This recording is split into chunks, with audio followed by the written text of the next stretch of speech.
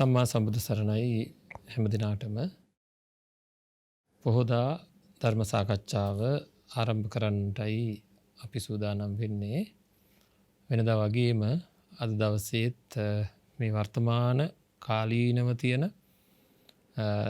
ධර්මානුකූලව අපි හිතන්න ඕන පැතිකඩ පිළිබඳව තමයි පොහොය දින ධර්ම සාකච්ඡාව සිද්ධ කරන්න කියලා අපේ පින්නන්ත හැම දිනම දන්නවා. ඉතින් අද දවසේත් අපේ සාකච්ඡාවට සම්බන්ධ වෙලා කටයුතු කරන ඒ පින්නන්ත ස්වාමින් වහන්සේලාව වෙනදා වගේම හඳුන ගන්නටයි සූදානම් වෙන්නේ. නමුත් අද දවසේ අපි විශේෂ වශයෙන්ම අපේ උපාසක පැත්තෙන් හැමදාම සංඝයා වහන්සේම නැතුව සිව්වනක් පිරිසම නියෝජනය වෙන විදිහට කටයුතු කරන්න ඕන නිසාවෙන් අපේ ගුරු මහත්මයෙක් සම්බන්ධ කරගත්තා. ඉතින් හැම දෙයකටම ප්‍රථමයෙන් අපි වැඩම වදාළ මහා සංඝරත්නය ජයමග රූපවාහිනිය වෙනුවෙන් මම පිළිගන්නවා මේ සාකච්ඡාවට. ඉතින් අද ඔබ හැම දිනාටම බොහොම පුරුදු අපේ තථාගත ශ්‍රී සද්ධර්මයේ ධර්ම දේශනා මාලාවේ විශේෂම සම්ප්‍රදායකත්වයක් අපිට ලබා දෙන ගෞරවනීය ස්වාමීන් වහන්සේ නමක් තමයි සම්බන්ධ වෙන්නේ. අපිට බොහොම ප්‍රිය, අපිටත් බොහොම කල්යාණ මිත්‍රයෙක් විදිහට කටයුතු කරන, අපිත් එක්ක සමගිව එකතු වෙලා මේ ශාසනික සේවයන් කරන්නට හැම වෙලෙම කටයුතු කරන, ඒ වගේම රටේ බෞද්ධ දර්ශනය රටේ ව්‍යාප්ත කිරීම සඳහා තරුණ භික්ෂුන් වහන්සේ නමක් විදිහට අතිමහත් වූ කැපකිරීමක් කරන අපේ නායක ස්වාමීන් වහන්සේ නමක් අද සම්බන්ධ කරගත්තේ මහරගම ශ්‍රී වජිරාඥාන ධර්මායතනයේ ආචාර්ය ගල්කිස්සේ සෝමානන්ද නායක ස්වාමීන් වහන්සේ. ඉතින් උන්වහන්සේ අපි තාම පාද නමස්කාර පූර්වක ජයමග රූපවාහිනී නාලිකාව අධ්‍යක්ෂක මණ්ඩලයේ කාර්ය මණ්ඩලය ඇතුළු හැම දෙනාම වෙනුවෙන් පිළිගන්නවා. ඔබ හැම දෙනාම වෙනුවෙන් උන්වහන්සේ පිළිගන්නවා. අපි තාම ගෞරවයෙන් ආදරයෙන් ඔබ වහන්සේට තෙරුවන් සරණයි. ඒ වගේම අද දවසේ සම්බන්ධ වෙන අපේ පින්නන්ත මැතිතුමා ශ්‍රී ජයවර්ධන පුර විශ්වවිද්‍යාලයේ පාලි හා බෞද්ධ අධ්‍යයන අංශයේ මහාචාර්ය ගාමිණී රත්නශ්‍රී මැතිතුමා. ඉතින් එතුමාව බොහෝ දෙනෙක් දන්නවා. තෙරුවන් සරණයි ඔබතුමාට. නිදහසේ කතා කිරීම තමයි ආරමුණ වෙන්නේ. අපි හැම වෙලේම නිදහසේ සාකච්ඡා කරනවා. පින්නන්ත අයත් නිදහසේ ශ්‍රවණය කරයි. කිසිම දෙයක් පිළිබඳව ගැටීමක් ඇති කරගත යුතු නැහැ. මොකද ඇලීම් ගැටීම් නැති කරන්නටයි ධර්මයේ තියෙන්නේ. ඉතින් ඒකින්ද මේ අපි නිදහසේ ධර්ම සාකච්ඡාව සිද්ධ කරමු. මොනතරම් බාධක තිබුණත් පොහෝ දිනය කියලා කියන්නේ අපිට අවශ්‍ය විදිහට ධර්මානුකූල කටයුතු වල යෙදෙන්න ඕන. ඒකයි ජයමග රූපවාහිනිය උදෑසන 6 ඉඳලා සිල් සමාදන් කරවීම ඉඳලා නිවස පන්සලක් කරගන්න පුළුවන් ආකාරයට අපි මේ කටයුතු සම්පාදනය කරලා දෙන්නේ. ඒකයි කොච්චර දුෂ්කරතා තිබුණත්. ඉතින් ඒ නිසායම ධර්ම සාකච්ඡාවක්ම විය යුතුව තියෙනවා. මේ වර්තමානයේ අපි බොහෝ රෝග පීඩාවන් වලට ලක් වෙලා. රෝගී තත්ත්වයන් වලට මුහුණ දෙන්න ගියාම අපි දන්නවා කායික වශයෙන් විය යුතු හැම පරිස්සමක්ම සිද්ධ වෙන්නම ඕනේ. මොකද කෙනෙක්ගේ මරණයට පත් වෙන්න පුළුවන්, කෙනෙක්ව මරණයට පත් වෙන්න පුළුවන් අනුන්ගේ උපක්‍රමයකින් පවා. කර්ම විපාකින්ද ඇති වෙන ආබාධ, අනුන්ගේ උපක්‍රමෙන්ද ඇති වෙන ආබාධ, ඒ විදිහට ආබාධ වර්ගීකරණය කරලා තියෙනවා නම් කර්මයම කියලාම ගන්න පුළුවන් කමක් නැහැ කියන එක පැහැදිලි. ඉතින් ඒකින්ද හැම පැත්තකින්ම ප්‍රවේශම් වෙන්න ඕනේ. වෛද්‍ය උපදෙස් මේ පින්නන්තයට ඕන තරම් ලැබෙනවා. නමුත් මානසික වශයෙන් උත් අපි මේ පෙළ ගැහෙන්න ඕනේ. විශේෂයෙන් කර්මය සහ චිත්තය කියන දෙපැත්තටම ප්‍රතිකාර කරගන්න ඕන. සිත නිවැරදි කරගන්න ඕනේ. වගේම කර්මානුරූපව යමක් වෙන්න තියෙන ඉඩකඩක් තියෙන හින්දා කර්මය නැති කරගන්න අවශ්‍ය කරන වැඩපිළිවෙලවලුත් කතා කරගන්න ඕනේ. බොජ්ජංග ධර්ම, එතකොට ගිරිමානන්ද සූත්‍රය වැනි සූත්‍ර ධර්ම වලින්, රතන සූත්‍රය වැනි සූත්‍ර ධර්ම වල නිදාන කතාවන් ගත්තහමත් මේ රෝගවලට කොයිතරම්නම් ධර්මයෙන් ප්‍රතිකාර ලැබුණාද කියලා මේ පින්නන්ත අය දන්නවා. ඒ ගැන ආයෙ කතා කරන්න දෙයක් නැහැ. වර්තමාන තත්ත්වයට එක්ක අපි බෞද්ධ ධර්මය භාවිතා කළ යුතු තියෙනවා. ඒ පිළිබඳව මූලිකව සාකච්ඡා කරන්නටයි බලාපොරොත්තු වෙන්නේ. වර්තමාන මේ තියෙන තත්ත්වයට එක්ක පින්නන්ත ඔබ කොයි විදිහටද ධර්මානුකූල ජීවිතයක් ගත කරන්නේ? මේ සඳහා තියෙන මොකද අපේ ගෞරවනීය ස්වාමීන් වහන්සේ ඊයේ පෙරේදා දවසක අපි වෛද්‍යතුමෙක් එක්ක සාකච්ඡාවක් කරන වෙලාවක සඳහන් කරේ අවසාන මොහොතේදීත් ඒ කියන්නේ මේ කෙනෙක් ඇත්තටම දැන් මේ ආසන්නම දිනවල වෙනකොට 200කට ආසන්න ප්‍රමාණයක් මැරෙනවා. ඉතින් මැරෙනවා කියන එක රහසක් විදිහට කතා කරන්න බෑ අපිට දැන්. ඉතින් අන්තිමට තමන්ගේ හුස්ම හිර වෙන වෙලාවෙදිත් මේ හුඟක් අයට මේ කලබල වීම දැඩි ලෙස බලපානවා. මොකද හුස්ම ගන්න වේගයත් වැඩි වෙනවා තමන් කලබල වෙනකොට. ඉතින් අන්න ඒක ධර්මානුකූලව භාවනාවක් එහෙම ප්‍රගුණ වෙලා කරලා තියෙනවා නම් ඒ අවස්ථාවවලදී ටිකක් සහනයක් ඇති කරගන්න පුළුවන් කියන වගේ ඊටම ප්‍රබලව සාකච්ඡා කරන්න යුතු කොහොම නමුත් සීලවන්තකම් ගුණවන්තකම් ධර්මයේ තුලින් ලැබෙන පන්නරය ලබා ගැනීම සඳහා අපි කළ යුතු දේ පිළිබඳ සාකච්ඡා කළ යුතු තියෙනවා. ඉතින් ඔබ වහන්සේට ප්‍රවේශයක් ලබා ගන්න පුළුවන් මම හිතන්නේ මේ සඳහා මූලිකවම මේ සාකච්ඡාව ආරම්භ කිරීමට.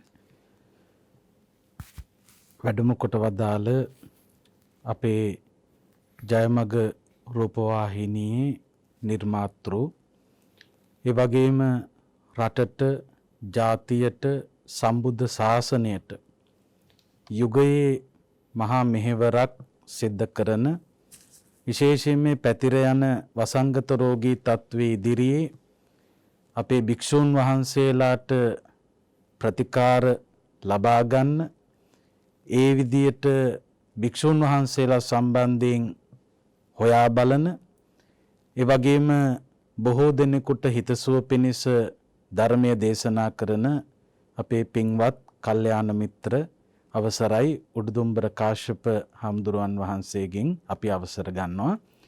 ඒ වගේම අපේ රටේ බොහෝ දෙනෙකුට ධර්මය කියා දෙන ඒ වගේම භික්ෂූන් වහන්සේලාටත් ගිහි ඇත්තන්ටත් ධර්මය දායාද කරන අපේ පින්වත් ශ්‍රී ජයවර්ධනපුර විශ්වවිද්‍යාලයේ පාලි හා බෞද්ධ අධ්‍යයන අංශයේ මහාචාර්ය අපේ පින්වත් ගාමිණී රත්නශ්‍රී මැතිතුමන්ගෙනුත් අපි අවසර ගන්නවා. නිකිණි පුරපසළොස්වක පොහෝදා ඔබ වෙත ගෙනෙන මේ උතුම් ධර්ම සාකච්ඡාව වර්තමානයේ කාටත් ජීවිත ගමන සුවපත් කර ගැනීම පිණිසම උපකාරයක් වේවා කියලා අපි ප්‍රාර්ථනා කරනවා. මොකද හාමුදුරුවනේ මේ වෙනකොට අපේ රටේ දරුවෝ තරුණැත්තෝ වැඩිහිටි අය හැම කෙනෙකුටම මානසිකව යම්කිසි පීඩනයක් ඇති වෙලා තියෙන කාල සීමාවක්. එක පැත්තකින් මිනිස්සු ලෙඩ වෙනවා. තව පැත්තකින් මිනිස්සු මැරෙනවා.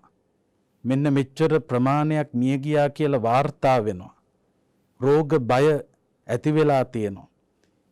ඒ වගේම විවිධ ක්ෂේත්‍රයන් බිඳ වැටිලා තියෙනවා. මේ හැම දෙයක් ඉස්සරහම කෙලින් හිටගන්න අපට පුළුවන් ශක්තිය ලැබෙන්නේ මේ වටිනාම බුදු දහම තුලින්. හාමුදුරුවනේ මහාචාර්යතුමනි පහුගිය කාලේ මම ඇහුවා අපේ ඉන්දියාවේ අග්‍රාමාත්‍යතුමාගේ කතාවක්. එතුමන් ධම්මචක්කප්පවත්තන සූත්‍රය ගැන මහ පුදුම විග්‍රහයක් කළා. ඒ කියන්නේ ලෝකේ රටවල් වල බොහෝ දෙනෙක් මේ වෙනකොට බුදුදහම පැත්තට හැරිලා තියෙනවා. මේ වගේ අවස්ථාවක හොඳ උත්තරයක් ලබා ගන්න පුළුවන්කම ලැබෙන්නේ බුද්ධ දේශනාවෙන් කියලා. එතුමා බොහොම ලස්සන පැහැදිලි කිරීමක් කළා. හොයන කෙනෙකුට බලන්න පුළුවන් ඒ පිළිබඳව. ඉතින් ඒ නිසා මේ අපි බුදු දහම තුලින් අපේ හිත සනස ගන්න, මේ අභියෝගයේ ජය ගන්න, මේ කාල සීමාව තුළ ප්‍රවේශමෙන් ඉන්න උනන්දු වීමයි කළ යුතු වෙන්නේ. අපේ නායක හඳුරෝ මුලින් මතක් කළා අර මේ රෝගී තත්ත්වය උත්සන්න වීමෙන් ඒ ඇතිවන කලබලය දුරු කරගන්න භාවනාවක් එහෙම ප්‍රගුණ කරලා තිබුණා නම් පුළුවන්කම තියනවා කියලා. ඒ නිසාම තමයි බුදුහාමුදුරුවෝ අපිට මේ වෙන්න පුළුවන් කාරණා පිළිබඳව කල්තියා මෙනෙහි කරමින් ඉන්න කියලා දේශනා කළේ. දැන් මේ වසංගත තත්වයක් මේ වෙනකොට ව්‍යාප්ත වුණත් ඒකෙන් වෙන්නේ ලෙඩ වෙන එකනේ. එතකොට රෝගී වෙන බව කල්තියා දැනගෙන හිටියනම් ඔය දැනුවත් වීම මත ඒ තත්ත්වවලට පත් වුනහම ඇතිවන කලබලය අඩු කරගන්න පුළුවන්. ඒ වගේ මරණ සතිය වගේ පවා. මරණ සතිය වගේ ඒ වගේ මොකද මේ මාතෘකා ගැන බුදුහාමුදුරු හිතන්න කියලා කිව්වේ අපට ඒකෙන් ශක්තියක් ලැබෙන නිසාමයි. ඕන තරම් කතා තියෙනවා. අර උපාසකම්ම දානෙ බෙද ඉන්නකොට තුණ්ඩු කෑල්ලක් එනවා පුතා නැති වුණා කියලා. ඒ උපාසකම්ම මරණානුස්මෘතිය වඩන කෙනෙක්. තොණ්ඩු කෑලි ඉනේ ගහගෙන දානේ බෙදුවා. එතකොට ඒ කියන්නේ ඒ වගේ බරපතල ප්‍රවෘත්තියක් ඇහුණත් කලබල වෙන්නේ නැහැ දැනුම තියනවා නම්. ඔය උද්දච්ච කුක්කුච්චේ පාලනය කරන්න තියෙන හොඳම ක්‍රමේ දැනුවත් වීම කියලා කියනවානේ. දන්න කෙනා කලබල වෙන්නේ නැහැ. පිරුණු කලේ දිය නොසැලේ කියන්නේ ඒකනේ. එතකොට පිරීලා නැත්තම් තමයි දිය සැලෙන්නේ. ඉතින් ඒ නිසා හොඳට මේ ධර්මකාරණා අධ්‍යයනය කරනවා නම් මෙච්චර කාලයක් අපේ හාමුදුරුවරු මේ ධර්ම දේශනා පවත්වමින් මේ කියපු කරුණු කාරණා තමන්ගේ හිතට අරගෙන ඒ ධර්මකාරණා මෙනෙහි කරනවා නම් මං හිතන්නේ අපට ලොකු ශක්තියක් මේ වෙලාවේ ඇති කරගන්න පුළුවන්. මේ වගේ වෙලාවක අපි භාවිතා කළ යුතුම වෙන්නේ ඒ උතුම් ධර්මයමයි. ඒ නිසා අපි විශේෂයෙන් මේ වෙලාවේ මූලික වටේ හැටියට මතක් කරන්නේ ධර්මයෙන් අපි උත්තර සොයාගමු. ධර්මය අධ්‍යයනය කරන්න, ධර්මය මෙනෙහි කරන්න. ඒ තුලින් අපිට මේ පීඩනය යම්කිසි මට්ටමකට දුරු කරලා දාන්න පුළුවන්කම ලැබෙනවා. මම හිතන්නේ මේ වෙලාවේ අපේ මහාචාර්යතුමත් අදහසක් ඉදිරිපත් කරායි. ගෞරවනීය අපේ උඩුදුම්බර කාශ්‍යප ස්වාමීන්ද්‍රයන් වහන්සේගෙන් ඒ වගේම අපේ මහරගම ශ්‍රී වජිරඥාන ධර්මායතන වාසී අපේ පණ්ඩිත ගල්කිස්සේ සෝමානන්ද ස්වාමීන්ද්‍රයන් වහන්සේගෙන් අවසර පතනවා. මං හිතනවා ඊටාම හොඳ කාලීන වටිනා මාතෘකාවක් පිළිබඳව තමයි අපි වැඩිපුර සාකච්ඡාවට බඳුන් කරගන්නේ. මේ අවස්ථාව පිළිබඳවත් යමක් පැවසිය යුතුයි. අපි යම් කාලයක සිට ලොකු ගෞරවයක්, ලොකු භක්තියක් ඇති වෙලා තිබෙනවා අපේ උඩුදුම්බර කාශ්‍යප ස්වාමීන්ද්‍රයන් වහන්සේගේ මේ ක්‍රියාකලාපය. මේ ජයමග රූපවාහිනී මාධ්‍ය ජාලය ඇති කරන්නට පුරෝගාමීව කටයුතු කරපු නිසා වෙනුත් උන්වහන්සේ කරන ශාසනික මෙහෙවර, සමාජීය මෙහෙවර පිළිබඳව අපේ බලවත් ප්‍රසාදයක්, සතුටක් තියෙන්නේ. මං හිතන්නේ උන්වහන්සේම ආදර්ශ කරගන්නවා නම් අපේ රටේ තුරුණු යතිවරයන් වහන්සේලා මේ ශාසන පරිහානියෙන් උන්නතිය කරා, අවනතියෙන් උන්නතිය කරා ගෙන යාමට මං හිතන්නේ මීට වඩා පරමාදර්ශයක් තවත් නැහැ කියලායි මට හිතෙන්නේ. මේ වගේ ශාසනික හැඟීම් තියෙන ස්වාමින් වහන්සේලා යම් ප්‍රමාණයක් අපේ රටේ තවමත් වැඩ සිටීම මං හිතනවා අපිට හරීම ආශිර්වාදයක්. ඒ නිසා උන්වහන්සේලාට පුළුවන් තරම් ආශිර්වාද කරනවාත් එක්කම උදව් උපකාර කරන්න ඕන. අපේ හැම අවස්ථාවකම උන්වහන්සේලාට අවශ්‍ය කරන පහසුකම් සැලසීම මං හිතනවා ගිහි පැවිදි දෙපාර්ශ්වයේම බලවත් වගකීමක් කියලායි මට නම් හිතෙන්නේ. ඒ නිසා මේ අවස්ථාවේදී අපේ ගෞරවනීය සෝමානන්ද පණ්ඩිත හාමුදුරන් වහන්සේ ප්‍රවේශ කරගත්ත මාතෘකාවටම මාත් යමක් එකතු කරනවා නම් අපේ විශේෂයෙන් බෞද්ධ සංස්කෘත සාහිත්‍ය කියලා එකක් තිබෙනවා බුදුදහමින් පෝෂණය ලැබපු. එහි යම් අවස්ථාවක සඳහනක් එනවා විපදි ධෛර්යං සම්පදි ක්ෂමා කියලා. විපත්තියක් පැමිණුණාට පස්සේ ධෛර්ය සම්පන්න වෙන එක තමයි අප විසින් කළ යුතු වන්නේ. පුළුවන් තරම් උද්‍යෝගිමත් වෙන එක, උනන්දු වෙන එක, එයින් පලා නොගොස්, බැහැර නොගොස් ඊට නොබියව අවශ්‍ය වන පරිදි කලබල නොවි සංසුන්ව පුළුවන් තරම් ඉවසීමෙන් මුහුණ දෙන එක තමයි විපත්තියක් පැමිණියාට පස්සේ කළ යුතු කාර්යභාරය. ඒ වගේම විපත් වලට අනිත් පැත්තෙන් එන්නේ අපට සම්පත් කියන එක. තමාට හිතකරව තමන් වෙත පැමිණෙන්නා වූ දෑට අපි කියනවා සම්පත් කියලා. ඒ සම්පත් පැමිණියාට පස්සේ ඉවසන්න ඕන. බොහෝ අයට සම්පත් පැමිණියාම ඉවසීම කියන එක බොහොම අඩුයි. කලබල වෙනවා. අර විපත් පැමිණියාම කලබල වෙනවා වගේම සම්පත් පැමිණියාමත් අනවශ්‍ය විදිහේ උද්දාමයකින් මහා ප්‍රීතියකින් සතුටකින් ඇතැම් විට ජීවිත පවා කෙලවර වෙන මට්ටමට ඒ උද්‍යෝගයේ සතුට ඉහවහා යන තත්ත්වයන් උදා වෙනවා. පඬිතේකට, බුද්ධිමතෙකුට පණ්ඩිතයා බුද්ධිමතා කියලා කියන්නේ අකුරු ශාස්ත්‍රය හදාරපු කෙනාම නොවේ. ඕනෑම අභියෝගයකට නොබා මුහුණ දිය හැකි පුජ්‍යලයා තමයි බුද්ධිමතා කියලා කියන්නේ. තමන්ගේ නමවත් ලියා ගන්න බැරි වෙන්න පුළුවන්.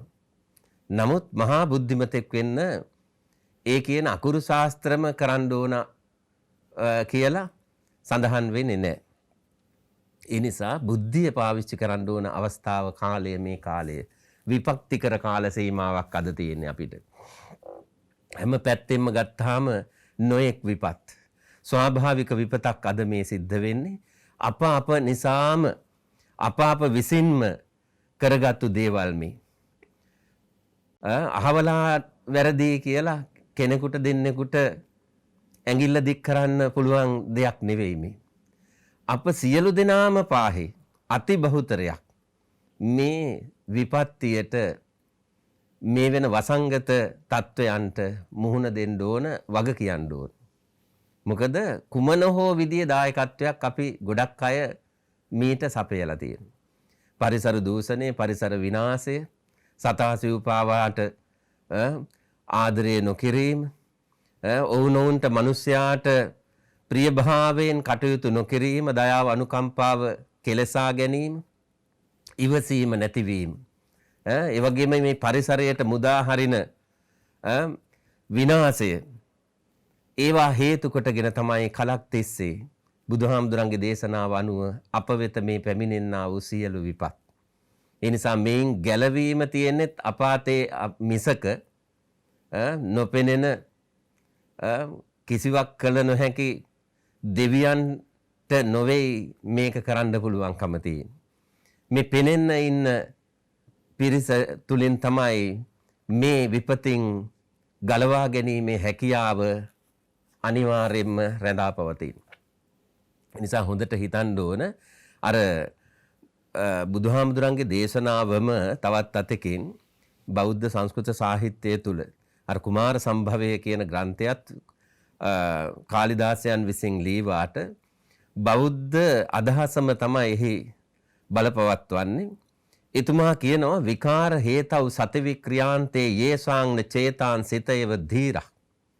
සිත විකාරයට කලකිරීමට වේදනාවට පත්වෙන මොනයම් බරපතල අවස්ථාවකට පැමිණියත් බුද්ධිමතා නෑ සිත කලබලයට පත් කරගන්නේ, විකාරයට පත් කරගන්නේ. සංසුන්ව මූණ දෙනෝ මොනතරම් බරපතල අවස්ථාවකට පැමිණියත්. ඒ නිසා බුද්ධිමතා කියලා කියන්නේ දී ශක්තිය ඇති තැනැත්තා. දී ශක්තිය කියලා කියන්නේ සාංශාරිකව පුරුදු පුහුණු කරන දෙයක් ඒක. මේ දී ශක්තිය උත්පාදනය කරගන්න පුළුවන් ක්‍රමය තමයි බෞද්ධ භාවනාව තුල තියෙන ආනාපාන සතිය. ආනාපාන සතිය කියලා කියන්නේ බෞද්ධම එකක් නොවේ. බුදුහාමුදුරුවෝ ඉපදෙන්නටත් පහළවන්නටත් කලින් ಭಾರತೀಯ සමාජය තුල කාලාන්තරයක් තිබිච්ච එකක්.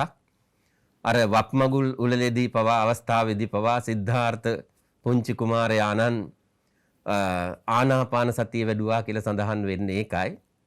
එතකොට බුද්ධත්වයෙන් පසුව බුදුහාමුදුරන්ගේම නිර්මාණයක් නෙවෙයි. නමුත් බුදුහාමුදුරන් ඒකට ඊටාම හොඳ අර්ථකථනයක් සපයලා තියෙනවා. වඩාත්ම එහි වටිනාකම දේශනා කරලා තියෙනවා. ඒ නිසා ආනාපාන සතිය තුලින් තමයි මේ දී ශක්තිය දියුණු කරගන්න වඩා සංවර්ධනය කරගන්නට පිළිවන්කම තියෙන්නේ. සාංශාරිකව අපි පුරුදු පුහුණු කරන දේවල් මතු කරගන්න පුළුවන්කම තියෙන්නේ ආනාපාන සතිය තුලින්. ඒ නිසා මේ කාලේ විශේෂයෙන්ම ඔය හුස්ම ඉහළට ගැනීම පහළට ගැනීම කියන එක ඇත්ත වශයෙන්ම සුවිශේෂ අභ්‍යාසයක්නේ. ඒ අභ්‍යාසය අපි කරන්න ඕන. ආනාපාන සතිය වැඩිම කියන தത്വයට හිත දියුණු කරගන්න ඕන. කොයි தത്വයක් උදා වෙනවා නම් භයංකර අවස්ථාවක් උදා වෙනවා නම් අපි ඒ වගේ අවස්ථාවකදී නිරතුරුවම හිතන්න ඕන දෙයක් තමයි කලබල නොවීම.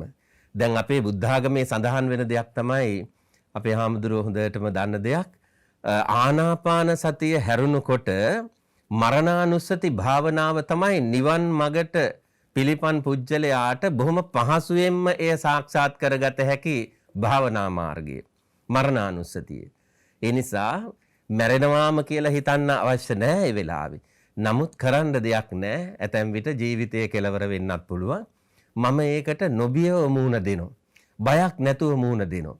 කවදා හෝ මේ தત્ත්වය මට උදා වෙනවා. බය වුණොත් ඒක ඊටාම භයංකර දෙයක් බවට පත් වෙනවා. සසර ඊගාව භවය මහා දුගතියක උපදින්නට හේතුවක් වෙනවා. කොයිතරම් පින්දහම් කළා තිබුණත් කුසල් වඩලා තිබුණත් මරණ අවස්ථාවේදී මරණ අවස්ථාවේදී චුතිචිත්තය නරක් වුණොත් කිලිටි වුණොත් ඊගාව භවය අනිවාර්යයෙන්ම නරක තැනකට යන්න පුළුවන්කම තියෙනවා. අන්න ඒකයි බුද්ධිය අවශ්‍ය කරන්නේ විශේෂයෙන්ම බෞද්ධයාට මරණ අවස්ථාවේදී මරණ අවස්ථාවේදී අනිවාර්යෙන් සිහි කල්පනාව රඳව ගන්න ඕන. මම තව හිටියත් කවදා හෝ මැරෙනවා. ඇතැම් විට මේ වෙලාවේ මම මැරෙන්නත් පුළුවන්. නමුත් මම මේ මරණයට නොබියව මුහුණ දෙනවා. සිත වික්ෂිප්ත භාවයට කලබලයට වේදනාකර බවට අනවශ්‍ය විදියට පත් කරගන්නේ නැතිව ඉවසීමෙන් සංසුන්ව මම මුහුණ දෙනවා. ඒ සංසුන්ව මුහුණ දීම තුලම සුවපත් භාවය ඇති කරගන්නට අපිට පිළිවන්කම තියෙනවා. බුද්ධිමත් බෞද්ධයෙකුට පුළුවන්කම තියෙනවා මරණාසන්න අවස්ථාවකට Taman පැමිණියා කියලා හොඳටම දැනගත්තත් ඒක සුවිශේෂ විදිහේ භාවනාවකට නතු කරගන්න මරණානුස්සතිය වඩන්න. මම කවදා හෝ මැරෙනවා, දැන් මැරෙන්නත් පුළුවන්. නමුත් මම හිතේ සතුටම ඇති කරගන්නවා. මම එකම දෙයක් හරි මගේ ජීවිතේ හොඳ දෙයක් පුරුදු පුහුණු කරලා තියෙනවා. මම මේ වගේ සත්ක්‍රියාවක් කරලා තියෙනවා. මම මේ වගේ පුණ්‍ය කර්මයක් කරලා තියෙනවා. මා මේ විදිහේ කුසල කර්මයක් වඩලා තියෙනවා. අන්න ඒ එකම කුසල කර්මය හෝ පින පිළිබඳව මෙනෙහි කිරීම තමයි ඒ වගේ අවස්ථාවක සිද්ධ කරන්න ඕන. යම් විදියකින් මරණයටපත් වුනොත් අප කුමන හෝ විදියකින් කුමන හෝ හේතුවකින් කුමන හෝ වෙලාවක ඊගාව භවය අනිවාර්යයෙන්ම නිසකයෙන්ම හොඳ තැනක උපත ලබන්නට හේතුවක් වෙනවා අනිවාර්යයෙන්. ඔබතුමා මතක් කරපු කාරණාවක් ඉස්මතු කරොත් හොඳයි කියලා හිතෙනවා. නැත්තම් මේ අපේ පිරිස වඩා දැනුවත් වෙන හැමනොත් කියලා. දැන් ආනාපාන සතිය බුදුරජාණන් වහන්සේ අලුත් අර්ථ දැක්වීමකට මේක නතු කරා කියන එකේදී අපිට පුළුවන් නේද පැහැදිලිවම අපේ මහාචාර්යතුමා ආනාපාන සතියට සතිපට්ඨානය එකතු වුණා කියන එක නේද ඔය කියන්නේ ඔබතුමා? ඒ කියන්නේ මේ කායානුපස්සනා, වේදනානුපස්සනා, චිත්තානුපස්සනා, ධම්මානුපස්සනා කියන ටික බුදුරජාණන් වහන්සේ බිහි වෙන්න කලින් තිබුණේ නැහැනේ. නෑනේ. එතකොට කිම්බිල සූත්‍රය, ගිරිමානන්ද සූත්‍රය වැනි සූත්‍ර, ආනාපාන සති සූත්‍රය වැනි සූත්‍ර ඔක්කොම ගත්තාම එහි තියෙන පියවර 16 මේ හතරට බෙදිලා තියෙනවා. එතකොට අර කලින් තිබුණ භාවනාව වඩා අර්ථ ගැන්විලා ඒක ඊ타ත්ම ක්‍රමානුකූලව සිහිය උපදවා ගැනීම සඳහා යෙදුණා කියන එක නේද අර්ථ දැක්වීම. ඉතින් එතුමා බොහොම වටින දෙයක් මේ කියන්නේ. අපි ඒක තේරුම් ගත යුතුව තියෙනවා. බෞද්ධ භික්ෂුන් වහන්සේලා විදිහට අපේ තුලත් තියෙනවා ඒ හැඟීම. මොකද මේ මරණ සතිය කියන එක මම මේක තව ටිකක් ඉස්මතු කරන්නම්. කායානුපස්සනාවේදී නව සීවතික කිව්වම මෙතන 9ක් කමඨහන් 14න් 9ක්ම අපේ හැඳුරුනේ මේ මරණය මූලික කරගෙන තමයි මේ ඉදිරියට යන්නේ. මේ මෘත ශරීරය මූලික කරගෙන තමයි. ඉතින් ඒක කමඨහනකින් නිවන් දකින්න පුළුවන්. එතකොට මරණය කොච්චර භාවිතා වෙලා තියෙනවද මේ අනිත්‍ය ලක්ෂණ, අනාත්ම ලක්ෂණ, දුක්ඛ ලක්ෂණ තේරුම් කරවන්න කියන එකේදී. ඉතින් අර අනිත් කාරණාව තමයි මේ මරණ සතිය කියන්නේ මරනවා කියලා හිතන එක නෙවෙයි. මැරෙන්නේ නැති වෙන්නත් පුළුවන්. මැරෙන්නේ නැතුණත් ජීවිතේට මුහුණ දෙන්න. යථාර්ථයට මුහුණ දීම සඳහා පූර්ව සූදානම. අපි යමකට සූදානම් වෙලා ඉන්නවනම්, ක්‍රීඩාවකට වුණත් සූදානම් වෙලා ඉන්නවනම් ඒකෙදි ජය ගන්න පුළුවන්. අනිත් එක මරණය ගැන අපි යම් විදිහකින් මෙනෙහි කරනවා නම් මරණය කියන්නේ ඊළඟ භවයයි මේ භවයයි සම්බන්ධ කරන සංසිද්ධිය. කුමන හෝ භවයක් නේ අපේ මහාචාර්යතුමා නේද අපේ හැමතුරනේ කුමන හෝ භවයක් අපිට ආරම්භ වෙනවනේ. අපේ අය සැලසුම් කරන්නේ හැම වෙලේම මගේ මේ විශ්‍රාම දිවිය නැත්නම් මගේ අවසාන කාලේ මරණය දක්වා සැලසුම් කරනවා. අපේ අයගේ මනස මරණයෙන් එහා කැලලට යන්නේ. එතනින් එහාට වැහිලා. මෙන්න මේ දොර විවර කරගන්න ඕනේ. ඒ දොර විවර කරගත්ත ගමන් කර්මයක් මතක් වෙන්න පටයි. මරණයෙන් මත්තේ මොනවා වේද කවුද දන්නේ කියන එක මතක් වෙනවා නම් නිබඳව අපේ අය ගොඩක් නිවැරදි වෙනවා. එහෙමනම් ඉතින් පරම්පරා ගානකට හොරකම් කරන්නේත් නැහැ. ඒක තමයි දැන් හාමුදුරුවෝ ඔතන මේ මිනිස්සු අනාගතය කියන වචනේ වරදවන්නේ අල්ලගෙන තියෙන්නේ. අන්න හරි. අනාගතය කියනකොට මහාචාර්යතුමා මේ මරණින් නවතින්න බෑනේ. එතනින් එහා කොටස කෝකටද අයිති? ඒත් ආපු නැති කොටසනේ.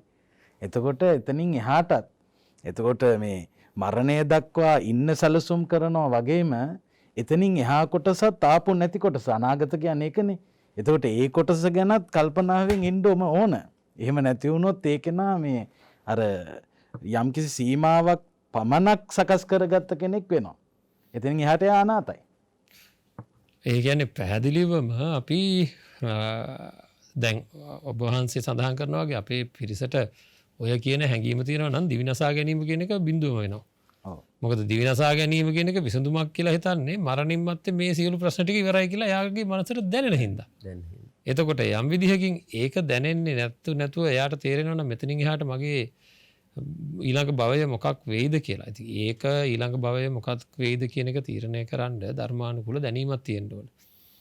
කර්මපත පිළිබඳ යම්කිසි අදහසක් තියෙන්න ඕනේ. එතකොට මම ධර්මය හදාරගෙන එන කාලේ මට හිතෙනවා මේ කාරණාව හරිය වැදගත් වෙයි කියලා. ධර්මය ගැන හොයන කාලේ මම හිතුවේ නෑ හිතෙන් එන අකුසල් ඊළඟ භවය නිර්මාණය කරනවා කියලා. මං හිතුවේ දැන් හොරකම් කරොත් ප්‍රාණඝාත කරොත් ඊළඟ භවයට බලපාන්නේ කියලා. නමුත් අවිද්‍යාව, ව්‍යාපාද සහ මිත්‍යා දෘෂ්ටිය කියන සිතෙන් වෙන අකුසල් තුනත් ඊළඟ භවයට ඍජුවම බලපාන. ඒතර කොච්චර භයානකද මේක. අනුන්ගේ වස්තුවක් දිහා දැකලා මේක මං සතු කරගන්න ඕනේ කියලා අදිෂ්ඨානයක් ඇති වුණොත් මේකම මං ගන්න ඕනේ කියලා අදහසක් ඇති වුණොත් අදහසක් ඇති වෙලා ගන්න නැතුව හිටියත් ඒක ඊළඟ භවයට බලපාන්න පුළුවන්. මේ සිතුවිල්ලක් වෙනවා. අනුන්ව නසන්න ඕන කියලා හිතුවොත් ඒත් එහෙම. ඉතින් එහෙමනම් එහෙම තත්වයක් යටතේ ඊළඟ භවය ගැන හිතනවා නම් එන්න ඒ සිතුවිල්ල තියෙනවා නම් එතනින් එහාට ලොකු මේ ලාභයක් වෙනවා. ඉතින් ඔන්න ඔතන සම්බන්ධ වෙන තැන තමයි මරණය නිබඳව මතක් වෙනවා නම් ඊළඟ භවය මතක් වෙනවා. එහෙම වුණොත් මිනිස්සු ගොඩාක් සංවර වෙනවා මේ කාරණාවේදී. අපි අර මතු කිරීමක් කළා අර සියදි විනාශා ගැනීම පිළිබඳව මට මේ මතක් වුණා මේ වෙලාවේ අර වජ්‍රයාන බුදුසමයේ තිබ්බතේ විශේෂයෙන් ඒ කට්ටිය අදහන දෙයක් විශ්වාස කරන දෙයක් තමයි මේ සියදි විනාශා ගැනීමේ තියෙන බරපතලකම. ඒ කියන්නේ මිනිසුන් දහසක් අනිත් අයව ඝාතනය කරනවට වඩා ආත්ම ඝාතනය නැත්නම් තමන්ව විනාශ වීම භයානකයි බරපතලයි කියන. මොකද පරිසරයට සුබාදහමට කරන බරපතලම හානිය තමා විනාශ කර ගැනීම කියන. ඒත් ඒ වෙලාවේ තමන්ගේ තුල තියෙන මුළු මහත් සමාජය ගැනම සහ සියලු දේ ගැනම ගැටීමක් නේද සන ලොකු ගැටීමක් ඇතර තියෙනවා. ඒකයි මම හිතන්නේ තියෙන ලොකුම ප්‍රශ්නේ. ඊළඟට ඒ පුජ්‍යලයා තමා විනාශ කරගත්තොත් සංසාරේ මහා භද්‍ර කල්පය කියලා කියන්නේ බුදුවරුන් 5 නමක් පහළ වෙන මහා භද්‍ර කල්පයක්ම මේ අපාගත වෙනවා කියලා. කිසිදු සැනසීමක් ශනේකවත් නොලැබෙන අපාගත වීමකට ලක් වෙනවා අනිවාර්යෙන් කියලා. ඇතැම් විට දහසක් මිනිස්සු අනිත් අයව ඝාතනය කරන අය ඊට වඩා සුළු එක බුදුවරයෙක් පහළ වෙන ඇතැම් විට සාමාන්‍ය භද්‍ර කල්පයක් තුල මනුෂ්‍ය ජීවිතයක් නොලබන්න පුළුවන්. අනිවාර්යෙන් නිරයාදී තමයි උපත ලබන්නේ මහා භද්‍ර කල්පයක් හා සමාන සුවිශේෂ හිතා ගන්න බැරි අසංකේය කාලයක් මේ තමා විනාශ කර ගැනීම ආත්ම ඝාතනය කියන්නේ. එතකොට හරි බරපතල දෙයක්. තමන් විනාශ වීම තබා විනාශ කරගන්න ඕන කියලා හිතුවත් ඒ සිතවිල්ල පවා ඊටම බරපතල අකුසලයක්. ඒ නිසා తాවකාලික සැනසෙල්ලකට ප්‍රශ්නයකින් ගොඩ එන්නට ඇතැම් විට අනිත් අයගෙන් පරිගන්න අදහසින් වෙන්න පුළුවන්. තමන්ගේ ජීවිතය වනස ගන්නවා කියලා කියන්නේ සංසාරේ හිතා ගන්න බැරි කාල සංඛ්‍යාවක් කල්ප ගණනාවක් මහා භද්‍ර කල්පයක් වැනි කල්පයක් දුක් විඳින්නට නිරයේ පැසෙන්නට හේතුකාරක වෙන බරපතල අකුසලයක් වශයෙන් හිතන්න වෙනවා. ඒ වගේම ඔබ වහන්සේ සඳහන් කරපු ප්‍රධාන කාරණාවක් තියෙනවා මම හිතන්නේ අවධානය යොමු කරන්න ඕන මේ වෙලාවේ කියලා. මේ වෙනකොට මේ කොවිඩ් වසංගතයට වසර 2කට ආසන්න කාලයකින් පීඩා විඳිනවා. ඒතර සම්පූර්ණ ජන ජීවිතය, ඒ කියන්නේ අපි ඔක්කොගේම ජීවිතය එක්තරා ආකාරයක මහා පුදුමාකාර විදිහට එක තැනකට කොටු වෙලා, හිර වෙලා. අද මේ මුහුණු ආවරණය පැලඳගෙන ඉඳීම පවා මිනිස්සුන්ට පීඩනයකට පාටපත් වෙලා.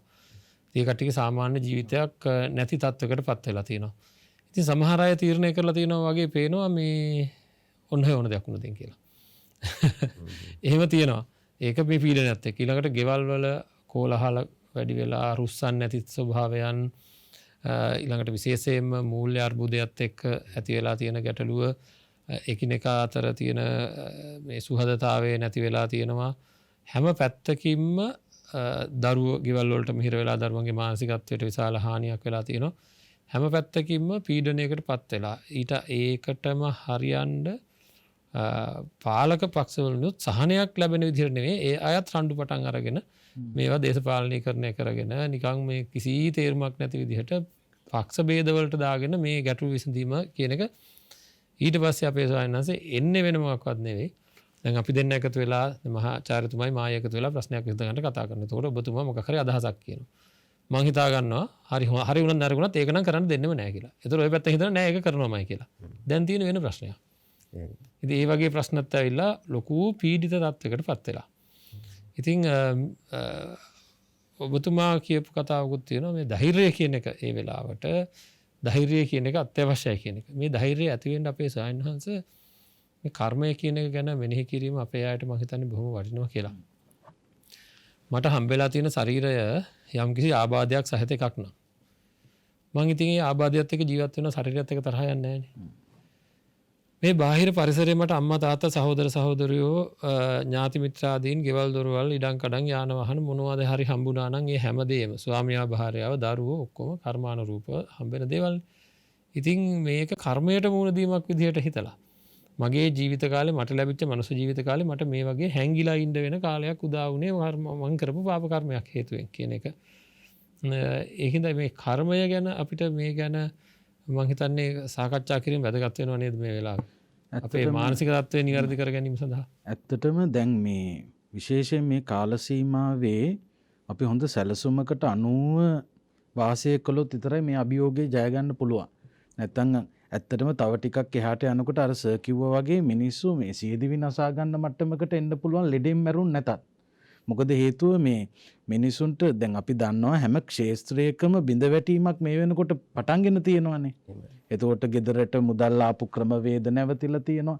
ඒ වගේම තමයි අපි බැලුවොත් ගෙවල් වල ඉන්න ළමයි ගැන කල්පනා කළොත් අද මේ වෙනකොට ගොඩාක් බලන්න ඕන පැත්තක් තියෙනවා සර්. දැන් අපි මට මතකයි මේ එක දරුවෙක්ගේ දැන් ළමයි ගේ ඇතුළෙමනේ. දැන් මම යෝජනා කරනවා මේ පැය කිහිපයක් එළිය පුටුවක් තියලා එළියට දාන්න ඕන. හිරු එළිය වැටෙන්නේ නැහැ ළමයින්ට. විටමින් වල උණතා මේ වෙනකොට ඇවිල්ලා තියෙනවා.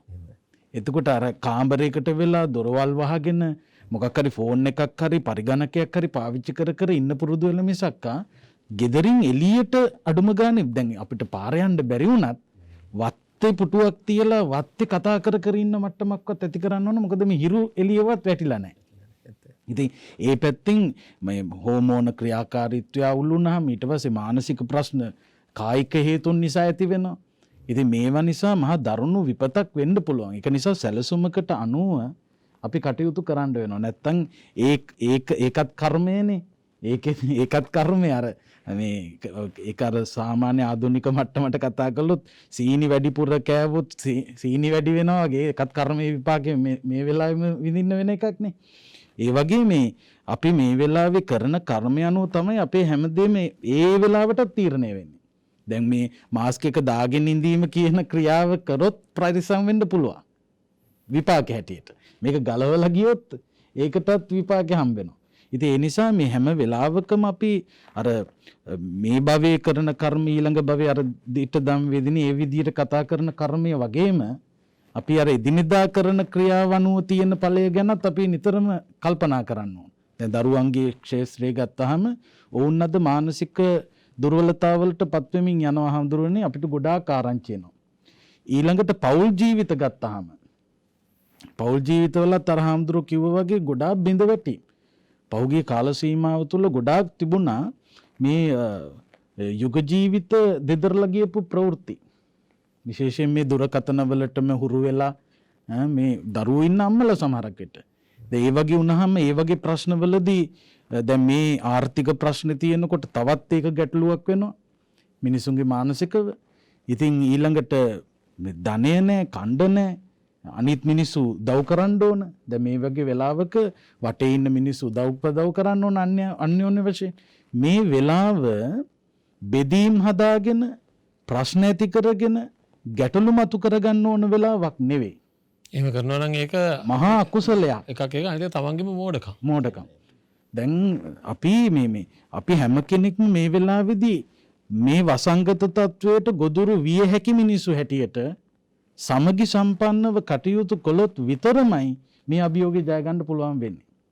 එහෙම නැති වුණොත් මේ එක එක බෙදීම් හැදිලා විවිධ මතවාද වෙන්න පුළුවන්. එහෙම අරගල ඇති වෙලා ආවොතින් මේ වෙලාවේ අපිට ශක්තිමත්ව නැගිටින්න පුළුවන් වෙන්නේ නැහැ. අනිත් එක අපේ හාමුදුරනේ දැන් අපිට තියෙන ප්‍රබලම ගැටලුවක් තමයි දැන් වාසනාවට අපේ හාමුදුරුවෝ මේ සකස් කරගත්තු මේ සංවිධානය කරපු මෙවැනි මාධ්‍ය ජාලයන්ගෙන් යම් ප්‍රමාණයකට අපිට විවෘත වෙන්න පුළුවන්කම තියෙනවා. නමුත් අපිට විවෘතව සංවාදික යෙදෙන්න, ඒ කියන්නේ හෘදය සාක්ෂියට එකඟව මේ සමාජයේ ලෝකයේ සිද්ධ වෙන දෑ ප්‍රකාශයට පත් කරන්න ආයතනයක් නැතිකම අපේ හාමුදුරනේ පුදුමාකාර විදියට බලපානවා. මං හිතන්නේ ඒකම තමයි වැඩිපුර මේ විනාශයට හේතු වෙලා තියෙන්නේ. මේ උඩුදුවන තරම් මහා බරපතල ඛේදවාචකයක් මේ සමාජයේ තියෙනවා. ඒවා එළියට දෙන්න හරියාකාරව විදියක් නැහැ. මොකද පක්ෂපාත, දේශපාලනය වගේ දේවල් හේතු කොටගෙන මාධ්‍යයන් ඒ පක්ෂවලට බොහෝ ඒවා නතු වෙලා තියෙන නිසාවෙන්. දැන් අපේ සෝමානන්ද පඬිත හාමුදුරුවෝ ප්‍රකාශ කළා වගේ ඔය පෞල් ආරවුල් පෞල් ජීවිත හා සම්බන්ධයෙන් එන ගැටලු වුණත් ඇත්ත වශයෙන්ම අද බොහෝ විට ඔඩුදුවන තත්වයක තියෙනවා. ඒක ඇත්ත. පැහැදිලිවම සත්‍යයක්. මෙතෙන්දී අපි හිතන්න ඕන ගොඩක් දෑ තියෙනවා. විශේෂයෙන්ම ඇති නැති පරතරය මේ රටේ ඊටාම ප්‍රබලව තියෙන එකක් නේ. දැන් මහා දුප්පත් රටක් විදියට සාමාන්‍යයෙන් බංගලාදේශයෙන් උනත් ණය ගන්න මට්ටමට අපේ රටපත් වුණාට නමුත් ලෝකේ ඊටාම ප්‍රබලම ධන කුවේරයන් ඉන්න රටක් මේ රට දැන් වෙලා තියෙනවා. සෑහෙන පිරිසක් ඉන්නව සැලකිය යුතු පිරිසක්. නමුත් ඒ අයගේ ඇස්සැරෙන්න ඕන කාලය මේ. ඇස්සැරෙන්න ඕන කාලය මේ.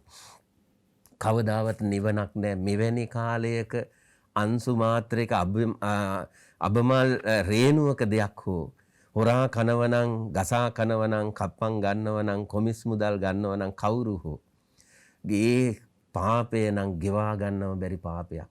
බොහෝම අර කරන කලට පව මීරිය මීසේ විඳින කලට දුක් දැඩිවේ ගිනිසේ කියන කතන්දරේ වගේ බොහෝම මිහිරි විදියට පේන්න පුළුවන්. මහා ධන කුවේරෝ වගේ පෙනී සිටියට. නමුත් අනිත් කාලයන්ට වඩා මහා බරපතල අකුසලයක්, බරපතල පාපයක් තමයි මෙවැනි කාලයක ගසා කෑම කියන එක.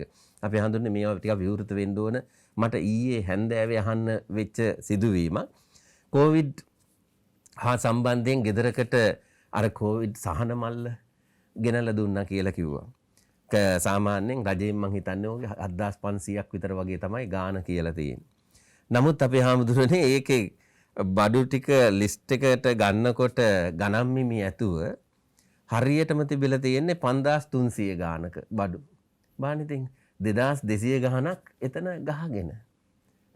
මේ කොයි තරම් බරපතල අකුසලයක්ද කියලා බලන්න. කොයි තරම් අසරණ වෙච්ච ලෙඩෙකුගෙන්ද මේ මරණ බිය තියෙන මහා ඛේදවාචයකට ලක් වෙච්ච රෝගියෙකුගෙන් මේ ගහගෙන කන්නේ. ඉතින් මේ සාමාන්‍ය තැන ඉඳලා ඉහළ පලයන්තිය දක්වා බොහෝ විට මේ தත්ත්වය අද උදා වෙලා තියෙන ලෝකේ ඇතැම් විට බෞද්ධ නොවන රටවල් වල පවා අද බෙදා හදාගෙන කන ස්වභාවයක් තියෙනවා. තියෙන මිනිස්සු පුදුම විදියට නැති මිනිස්සුන්ට නැති බැරි අයට සලකන තත්ත්වයක් තියෙනවා. ඇතැම් විට අල්ලපු ගෙදර මිනිස්සු එක්ක තරහයි. නමුත් බඩු මල්ලක් ගිහිල්ලා එල්ලලා තියෙනවා පේන්නේ නැති වෙන්න. එහෙම මිනිස්සු ඉන්නවා. දැන් ඒ වාර්තා තියෙනවා ලෝකේ අල්ලපු ගෙදර මිනිස්සු එක්ක කුමන හෝ ආරවුලක් නිසා තරහයි. ඒත් කොවිඩ් හැදුනා නම් තමන් මේ ගෙනාවේ කවුද කියලා ඇතැම් විට බයක් හිතෙනවනේ. හතුරෙක් වගේ කෙනෙක් බඩු මල්ලක් තියලා ගියාම ඔක පරිහරණය කරන්න. ඒ නම් ගම් නැතුව ගිහිල්ලා එල්ලලා තියෙනවා. දැන් ඔය දකින්න නැති ඔය ප්‍රංශේ වගේ තැන්වල, ඉතාලිය වගේ තැන්වල මේ ඇතැම් වීදි තියෙනවා. තියෙන මිනිස්සු ගිහිල්ලා එල්ලලා තියෙනවා. මේ ගස්වල හරේ මේ තාප්පවල එල්ලලා තියෙනවා. හැබැයි ඉතින් ඔක්කොම ගිහිල්ලා පොර කාලා සියල්ල අරගෙන දුවන්නේ නැහැ. දැන් අපේ තියෙන ප්‍රශ්නේ ඕකනේ. එක මිනිස්සු අහිංසක මිනිස්සු ගිහිල්ලා ගන්නවා ඒවා. ඒවා මේ ලංකාවේ තමයි ඒවා තිබුණේ බොහොම ලස්සනට මේ බෞද්ධ සංස්කෘතිය තුලින් බලන්දකෝ අපේ හාමුදුරුවනේ අපේ මිනිස්සු කොයි තරම් මේ දීමට දක්ෂ මිනිස්සුද කියලා. දැන් ඒක අර රොබර්ට් නොක්ස් විශේෂයෙන්ම මේ අර හම්බන්තොට මීගහ ජඳුර පැත්ත තමයි මේ ජනශ්‍රුති අධ්‍යයනයට යොමු කරගත්තේ. ලෙනාඩ් වුල්ෆ් කියනවා යාගේ දිනපොතේ සඳහන් කරනවා මේ ලංකාවේ මිනිස්සු වගේ දෙන්න හපන් උපන් ජාතියක් ලෝකෙ කොහෙවත් දැකලා නැහැ කියලා. රටවල් 27කද 28කද ඇවිදලා තියෙනවලු එතුමා. කවමදාකවත් කිසිම රටක දැක්කේ නැහැ කිය.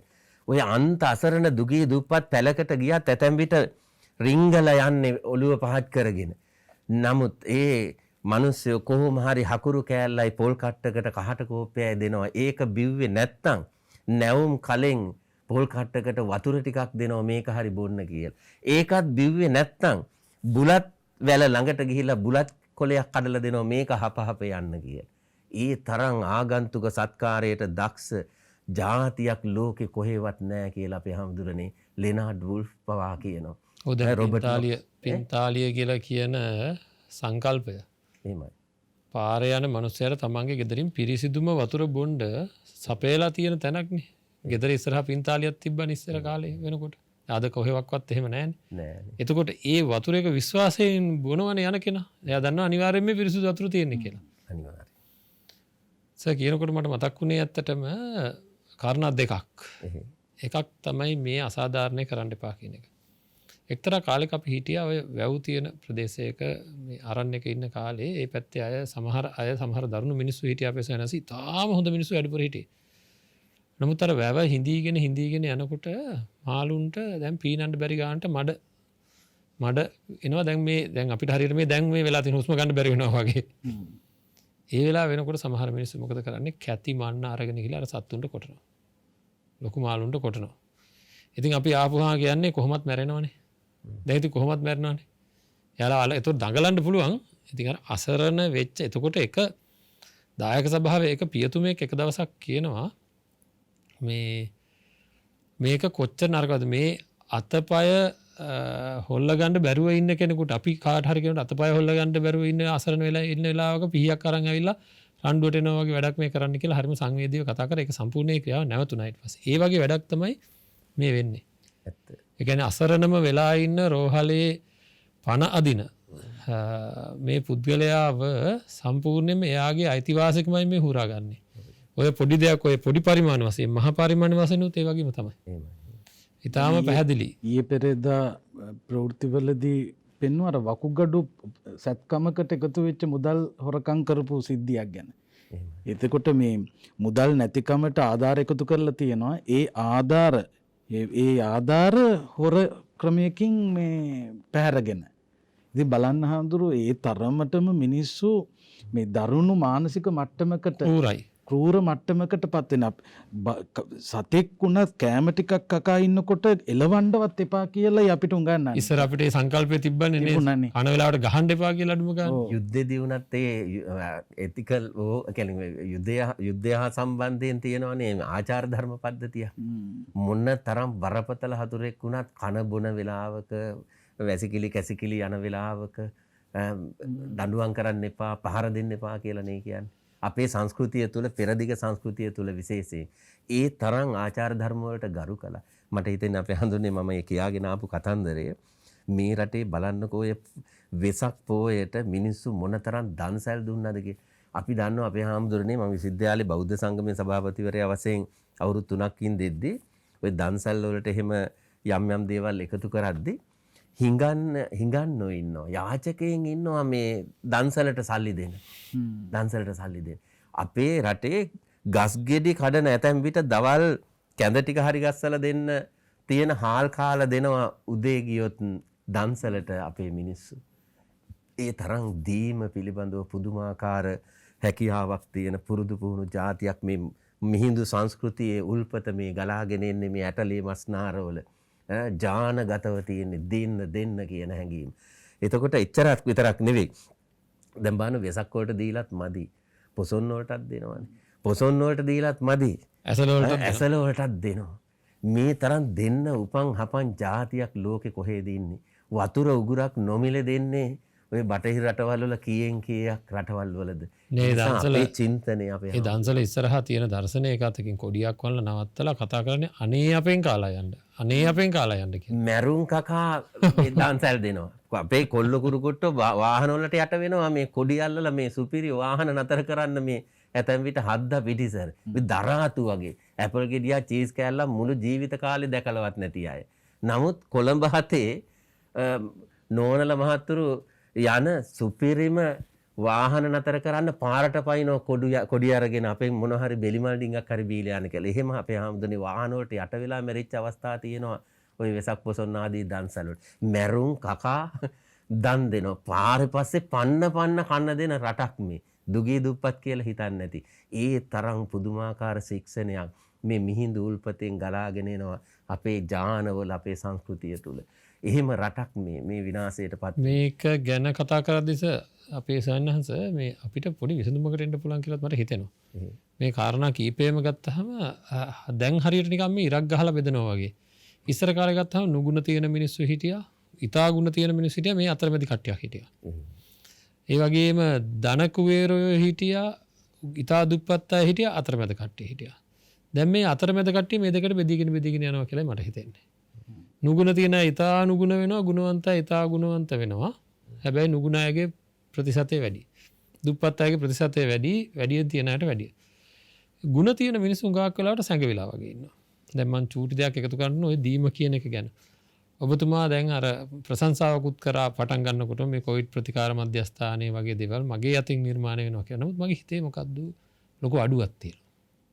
ඒකත් කියන්න ඕන.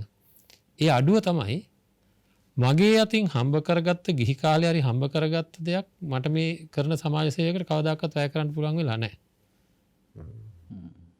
මේ සියල්ල කෙරෙන්නේ අපි ඉස්සෙල්ලාම අපේ සයන්හන්ස ඉදිරිපත් කරද්දි මේ අදහස මේ සඳහා පොරකකා අපේ සයන්හන්සලාට අපි මෙහෙම කරන්න ඕන මම මරුණත් කමන්නේ මම සයන්හන්සලා ප්‍රවාහනය කරනවා කියලා අපේ තරුණ දරුවෝ ඉදිරිපත් වෙනවා අපේ වාහන අපි පාවිච්චි කරන්නම් කියනවා. ඒ වගේ මේ දුරකථනයට ඒ පාලනය කරනට මම හිතන්නේ ඒ දරුවට මේ පිළිබඳ තොරතුරු දෙන්න කියලා අපි කියපු දුරකථනයට රෑ 10-11 වෙනකන් නිවනක් තිබුණේ නැහැ අපේ සයන්හන්ස. ඒ තරමට අද අනිත් අයට උදව් කරන්න, ගුණවන්තව කටයුතු කරන්න, දුකට පිහිට වෙන්න ඉන්න විශාල පිරිසකුත් තාමත් අපේ සමාජය තුළ ඉන්නවා. මම මේ කියන්න හදන්නේ ඒ ටිකත් කියලා මගේ මට අඩුවක් තියෙනවා කියලා මගේ අතින් ඒකට මුකුත් කරන්න අපි තමයි ප්‍රදර්ශනය වෙන්නේ හැබැයි. අපි තමයි අතරමැදියෝ වෙන්නේ. හැබැයි කවුරු හරි අතරමැදියෝ වෙන්නත් ඕනේ. මැදිහත් කරුවෙක් ඉන්න එපා. ඉන්නත් ඕනේ. නමුත් ඒක විශාල පුණ්‍ය කර්මය යන්නේ පරිත්‍යාග කරන අය සහ ඒ සේවාව කරන අයට. ඒතර මේ සඳහා හමුදාවේ නිලධාරීන් එකතු වෙලා කරන සේවයත් මට මේක අදහස ආපුවහම මට කරන්න දෙයක් තිබුණ නැහැ. මට පුළුවන් දෙයක් ඔබ වහන්සේ දැන්ට දායක අත්තන්ගේ එකතු කරලා දෙන්න. දුන්නත් නැත්නම් අපි මේක කරනවා. හමුදාපතිතුමා ඇතුළු ඒ පිරිස කිව්වේ ඊළඟට හැමදාම Taman දානි දෙන තැන Taman ගිහිල්ලා භාවනා කරන තැන ඒ දායක සභාවේ පිරිස විපස්සනා මධ්‍යස්ථානයේ එක පයින් සියලු දෙනාම මේකට කැමති වුණා. කුඩා ස්වාමීන් වහන්සේලා එතන රැඳිලා ඉන්න ස්වාමීන් වහන්සේලා කිව්වේ අපිට මොන දුෂ්කරතාවය විඳින්න වුණත් ප්‍රශ්නයක් නැහැ. අපි මෙතනින් එළියට යනවා. ඉතින් මාස ගානකට සමහරට අවුරුදු ගානකට මෙතෙන්ට එන්න පුළුවන් වේද කියලා කියන්න පුළුවන් කමකුත් නැහැ. ඉතින් එහෙම මම යෝජනා කරන්නේ මෙන්න මේ යහපත් මිනිස්සු ඒකරාශී වෙන්න ඕන කාලේ කියලා. ඒකරාශී වෙලා මේ ගුණයන් එක්ක ඉදිරියට යන්න ඕන කාලයක් තමයි මේ එමින් පවතින්නේ. ඒ අය බල සම්පන්න වෙන්න ඕන. පැත්තකට වෙලා ඔහේ ඉන්නේ නැතුව එකමුතු වෙලා ගුණයන්ගෙන් යුක්තව මේ කටයුතු කරන්න පටන් ගත්තොත් අනිත් අයට ආදර්ශ සම්පන්නව ඒවා හෙලිපෙහෙලි කරලා හැංගිලාම කරන්නේ නැතුව එහෙම කරොත් මං හිතනවා මේක බෝ කරගන්න පුළුවන්. අගුණය වගේම ගුණයත් බෝ කරගන්න පුළුවන් කියලා. ඔබ වහන්සේට මං හිතන්නේ මේ පිළිබඳ යමක් කියන්න දෙයක් ඇති කියලා.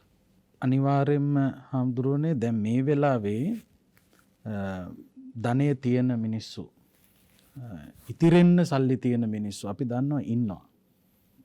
මේ වසංගත තත්ත්වය ආවත් වැටුනේ නැති මිනිස්සු ඉන්නවා. ඒ අය පිනපව පැත්තකින් තියමුකෝ. මේ වෙලාවේ Taman ගොඩ ගහගෙන ඉන්න එක සම්පූර්ණයෙන්ම වැරදි. මොකද ඒ අයටම මේකේ විපාකේ විඳින්න වෙනවා. වහාම මේක මේ අනකිරීමක් කියලා කිව්වත් කමක් නැහැ. වහාම මේ වැඩිපුර පුරවගෙන ඉන්න මුදල් වලින් මේ වෙලාවේ වැටෙන මිනිසුන්ව නැගිටවන්න ඕන. නැගිටුවේ නැත්තම් හාමුදුරුවනේ ඔය සල්ලි තියෙන මිනිස්සු මේ වැටෙන මිනිස්සු වැටිලා ගියාට පස්සේ ආයේ මේ රටේ ආර්ථික හදන්න බෑ. හදන්න බෑ කියන්නේ ඔය අද සල්ලි පිරලා තියෙන මිනිසුන්ගේ සල්ලි ඒගොල්ලොන්ට වියදම් කර විනාශ කරන්න වෙනවා. අද ආපු විදිහට ආයේ එන්නේ නැහැ. ඒ කියන්නේ මේ රටේ සාමාන්‍ය පුරවැසියා වැටෙන්න බෑ. මේ වෙලාවේ ඒ අයව නැගිටව ගන්න ඕන. ඒ අය රැකිලා හිටියොතින් තමයි හෙට දවසේදී ඔය මහා ගොඩ සල්ලි හම්බ කරපු මිනිස්සුන්ට හම්බ කරන්න පුළුවන්. මම කියන්නේ මේ මුදලාලි මහත්තයගෙන් බඩු ගන්න මිනිස්සු ඉදිරියට එන්නේ මිනිසුන්ගේ අතේ දෙයක් තිබුණොත්නේ. ඒතර මේ වෙලාවේ දරුණු විදියට වැටිලා ගියොත් ආයෙ නැගිට ගන්න බැරි තත්වයක් ඇති වුණොත් අපි මහා දුප්පත් රාජ්‍යයක් බවට පත් වේවි. එතකොට අද ගොඩක් වෙලාවට සල්ලි තියෙන මිනිස්සු සල්ලි හම්බ කරලා තියෙන්නේ මේ සාමාන්‍ය පුරවැසියන්ගෙන් තමයි. ඒ නිසා ඔවුන් නැගිටවන්න මේ වෙලාවේදී අසනීප තත්වයක් ඇති වුණා නම් ඒ අයට ඒකෙන් මිදෙන්න නිරෝධායනට ලක් වෙලා තියෙනවා අඩුම ගානේ බඩු මල්ලක් හරි ගිහිල්ලා දෙන්න. ඒ වගේ මේ කෙරෙන සමාජ සේවාවන්ට ඔවුන් වියදම් කළ යුතුයි. ඔවුන් මැදිහත් විය යුතුයි. ඔවුන් ඒ සඳහා කැපවීම කළ යුතුයි. මේ වෙලාවේ සල්ලි ගොඩ ගහගෙන හංගගෙන ඉන්න අය ඉන්නවා නම් ඒ අය ඉදිරියේදී වැටෙන එක වැටෙනවා. මම හිතන්නේ යුගයේ සංකල්පයක් මේ ඉදිරිපත් කරන්න කියලා ස්වාමීන් වහන්සේ තරුණ ස්වාමීන් වහන්සේ නමක් වුණාට යුගයට අවශ්‍ය කරන සංකල්පයක් කියලා. මොකද ජාතික නිෂ්පාදනයට වැඩිපුරම උර දෙන්නේ මේ පොඩි මිනිස්සයා. නිෂ්පාදනය නැතුන සල්ලි කණ්ඩද?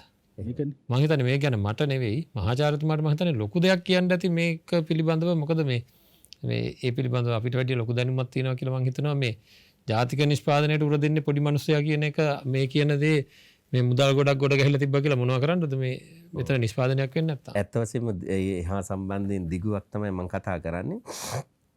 දැන් පෞගි දවස්වල වාර්තා වුණා දැන් පිම්පව් අපේ රටවල් වල වගේ මේ පෙරදිග විශ්වාස කරන්නේ නැති රටවල් වල පවා මහා ධනකුවේරයෝ අතීතයේ අවුරුදු 50-60 හම්බ කරපු මුදල් අද යොදවනවා තමන්ගේ ආයතනවල සේවක කාර්කාදීන්ට සත 5කවත් එක ඩොලරයකවත් අඩුවක් කරන්නේ වැටුප් ගෙවාගෙන යනවා ඒ කට්ටිය. මේ ගෙවල් වල ඉන්නේ. කවමදාකවත් අඩු කරන්නේ. එච්චර විතරක් නෙවෙයි ලෙඩ දුක පිළිබඳව ළමයින්ගේ අධ්‍යාපනය පිළිබඳවත් ඒ අය හොයනවා. ඒ තරම් සංවේදී වෙනවා අපේ හැමදෙරනේ මේ පිම්පව් ඊගාව භවයක් ගැන විශ්වාස නොකරන සමාජය පවා තමන්ගෙන් අර ඉටුවිය යුතු යුතුයකම් අර ඉමානුවෙල් කාන් කියන්නේ do duty for duty's sake කියලා. ඒ කියන්නේ යුතුයකම් උදෙසා යුතුයකම් කරන්න කියලා. ඒ කියන්නේ ප්‍රතිඵල උදෙසා නෙවෙයි යුතුයකම මේක මේ දැන් කළ යුතු දේ. දැන් යාචකයෙක් එනවනම් බඩගින්න වෙවුල මා එක වේලක් බඩගින්න හිටියට ගැටලුවක් වෙන්නේ නැහනේ. ඒ වේල දෙන්න පුළුවන්. ඒ දෙන්නේ මේ යාචකයා අනාගතේ සංසාරේ කවුරු හෝ වෙලා මට මේක පොලිය කරයි නේ බත් මුල් 1000ක් එකට ලැබේවා කියලා එකට 1000 පොලියනේ ගොඩක් දුරට අපි හිතන්නේ සාමාන්‍යයෙන් අනාගතේ භවය කියන්නේ අනාගත භවවලදී හරි අඩුම ගානේ මේකට ප්‍රතිවිපාක ලැබෙයි කියලා නේ අපි හිතන්නේ. නමුත් එහෙම හිතන්න හොඳ නැහැ. මේ වෙලාවේ මේ කල යුතු දේ ආගම දහම පැත්තකින් තියන්න ගැටලුවක් නැහැ. හොඳ නරක කියන එක එච්චර ලොකුවට හිතන්නේ නැති වුණත් පිම්පව් ගැන නොසැලකුවත් මේ වෙලාවේ යුතුයකම මොකද්ද? මේ අහිංසක අන්ත අසරණ මිනිස්සු ඒ අසරණ භාවයෙන් මුදවා ගැනීම. ඒ සංවේදී හදවත් විශේෂයෙන් මේ භූමිය තුල තිබුණා අතීතයේ අදට වඩා. විපතක් වුණාට පස්සේ කවුරුත් එකතු වෙනවා තියන අය තමයි. අද බොහෝ විට එකතු වෙන්නේ අපේ හැමදෙරනේ සාමාන්‍ය පැලැන්තියේම අය බෙදා හදා ගන්න උත්සාහ දරන. ওই ලොකු පැලැන්තිය අය හරිම අඩුයි. ඒ කියන්නේ නැත්තේම නොවේ බොහොමත්ම අඩුයි. ඒ නිසා මං කියන්නේ පැහැදිලිව මේ ධර්මානුකූල විවරණයක් මේ කරන්නේ බුද්ධාගම අනුව. ඒ නිසා සංසාරේ හිතා ගන්න බැරි හොඳ විපාක විඳින්නට පුළුවන් අපිට ශක්තිය අනිවාර්යයෙන්ම ලැබෙනවා. මෙවැනි අවස්ථාවක පිහිට වෙන්නට පුළුවන්කම තියෙනවා නම් මේ අන්ත අසරණයෙන්ව ඒ අසරණ භාවයෙන් ඒ රෝගී තත්වයන්ගෙන් අගහිඟතාවලින් මුදව ගන්නට ක්‍රියාත්මක වෙනවා නම් මේක තමයි නියමම පින නෙවෙයි කුසලය. දැන් පිනෙන් එහා ගිය දෙයන්නේ. දැන් පින කියන එක අපේ හැමදුරනේ සාමාන්‍යයෙන් අනිත් ලෝකේ ඉන්න සියලුම ශාස්ත්‍රවරු පාහේ පිනට අදාළ වූ දේවල් දේශනා කරලා තියෙනවනේ. ඒ කියන්නේ හිත පිනා යන දේවල් සතුටෙන් ඉන්න දේවල් ඇතැම් විට නරක දේවල් වලිනුත් හිත සතුටු වෙන්න පුළුවන්. හිත පිනා යනවා නම් පින. සමාජ විරෝධී දෙයකින් වුණත් හිත සතුටු වෙනවා නම් එක්කෙනෙකුගේ සිත පිනා යනවා නම් ඒක පින. නමුත් කුසලය නෙවෙයිනේ. ද බුදුවරු පහළ වෙන්නේ කුසලය උගන්වන්නේ. කුසලයට මිනිසුන්ව නැඹුරු කරන්න. පින කියන එක බොහොම ප්‍රාථමික මට්ටමක තියෙන. නැත්නම් විතර හොඳ නරක දෙකම තියෙනවා පින තුල. බුදුවරු අවශ්‍ය වෙන්නේ පින දේශනා කරන්න. පින් කරන්න උගන්වන්න. බුදුවරු පහළ වෙන්නේම පිනෙන් එහා ගිය කුසලයට නැඹුරු කරන්න මිනිස්සු. අන්න ඒ නිසා මේ අවස්ථාවේදී දම්පින්කම් කරනවා කියලා කියන්නේ තියෙන අය විශේෂයෙන් අන්ත දුගී දුප්පත් අයට රෝගී තත්වයන්ගෙන් මෙවැනි ව්‍යසනයන්ගෙන් මුදව ගන්නට ඉදිරිපත් වීම කියලා කියන්නේ වෙනද පින් වෙන්න පුළුවන්. ඒ වගේ දීම. නමුත් මෙතෙන්දි කුසලයේ අර පරිණාම වශයෙන් ඒව හෝතු මුක්ඛූපනිසයන් කියලා කිව්ව විදිහට පරිණාම වශයෙන් කෙලින්ම ඍජු ලෙසම නිවනට අරමුණු වෙන නිවනට පාදක වෙන තරම් බරපතල කුසල ක්‍රියා පැහැදිලිවම ගත්තොත් මේ අවස්ථාවේදී ඉදිරිපත් වෙනවා නම් ওই මහා ධන කුවේරයන් කුමන හෝ මාර්ග වලින් හම්බ කරගත්තු ඒවා විශේෂයෙන් අධාර්මික මාර්ග වලින් හම්බ කරගත්තා නම් ඒ කරගත්තා වූ පාප කර්මයෙන් සෑහෙන දුරට මිදෙන්න පුළුවන් අවස්ථාවක් මේ. ඒ පාපයෙන් මිදෙන්න හරි අඩුම ගානේ අන්තහිංසක දුගී දුප්පත් අය ගැන හිතන්නට වෙනවා. මොකද පාලක පක්ෂයෙන්ම මේ සියලු දේ අපේක්ෂා කරන්න බෑ. ඒ නිසා ඒ අයගෙත් යම් යම් අක්‍රමිකතා අනන්ත ප්‍රමාණව තියෙනවා. මේ වෙලාවේ කළ යුතු දේවල් නෙවෙයි බොහෝ අය සිද්ධ කරන්නේ. ඒ නිසා එවැනි අයගෙන් නිවැරදි පිහිටක් නොලැබෙනවා නම් අඩුම ගානේ ධනෙ තියෙනා වූ දානපතීන්වත් ඉදිරිපත් වෙලා මේ දුගී දුප්පත් මිනිසුන්ගේ වැසනයන්ගෙන් ඒ අය මූණ දෙන ජීවන තත්වයෙන් ඉදිරියට ගෙන යන්න ක්‍රියාත්මක වෙන්න කියන එකයි අපි මේ ඉල්ලන්නේ. අනිත් එක තමයි මේ තවත් කාරණාවක් දැන් මේ රටට බොණ්ඩ දෙන මත් වෙන දේවල් බෙදා හරින ඒ වගේම මේ මිනිස්සුන්ව දුරාචාරයට යොමු කරලා කෝටි ගණන් හම්බ කරපු මිනිස්සු මේ රටේ ඉන්නවනේ. මේ වෙලාවේ තමන්ගේ අතින් දෙයක් දුන්න නැතත් මෙන්න මේ වැඩේවත් කරන්න. ඔය කඩවල් ටික ඒ කියන්නේ මේ ඔය මත්ද්‍රව්‍ය බෙදෙන තැන් ටික වහලා දාන්න හරියට පිටිපස්සේ දොරෙන්වත් නොදී. මොකද මිනිස්සුන්ට තියෙන සොච්චමින් කරන්නේත් බොන එකනේ. සල්ලි දෙන්න ඕන නෑස. මේ වෙලාවේ මිනිසුන්ගේ සල්ලි විනාශ තියෙන ටිකත් විනාශ වෙන ඔය ඕව ටික වහලා දාගන්න. මට ඉල්ලන්න තියෙන එකම ඉල්ලීම. මොකද ඔය මේ විවිධ රාත්‍රී සමාජශාලා පස්සේ දොරේ මිනිසුන්ව ගන්නවා. අපේ හඳුනේ වෙනදටත් වඩා දැන් ඔය උවදුරට ගොදුරු වෙච්ච පිරිස වැඩි. මොකද හේතුව විවේක පහසුවෙන් ගෙවල් වලටම වෙලානේ ඉන්නේ. මොකද පස්සේ දොරෙන් ඔක්කොම කෙරෙනවා. සතියකට එක සැරයක් මේ මත් ද්‍රව්‍ය භාවිත කරපු කෙනා දැන් සතිය දවස් 7ෙම පාවිච්චි කරනවා. ඒ නිසා හිතා ගන්න පුළුවන් ආර්ථිකය මොන වගේ අර්බුදයකට ගිහිල්ලා. ඉතින් ඒ නිසා මේ වෙලාවේ ඔවුන් දැන් හම්බ කළා පරම්පරා ගානකට මේ වෙලාවේ අර මිනිසුන්ගේ දවසට පවුල් නඩත්තු කරගෙන ඉන්න තියෙන පොඩි ටික නැති කරන්න යන්න එපා. ඒක මහා කුසලයක්.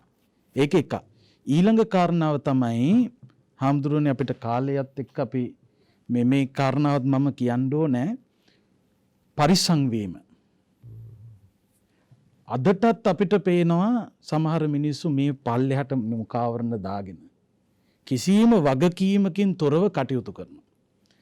හාමුදුරනේ මට ලොකු බයක් තියෙනවා.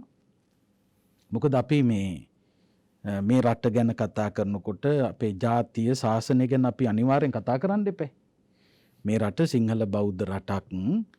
ඒ රටේ ඕනෑම ජාතිකයෙකුට ඉන්න පුළුවන්. අපෙන් කිසිම හානියක් නැහැ. අපේ දර්ශනය තුල හානිකර ස්වභාවයක් ඇත්තෙම නැහැ.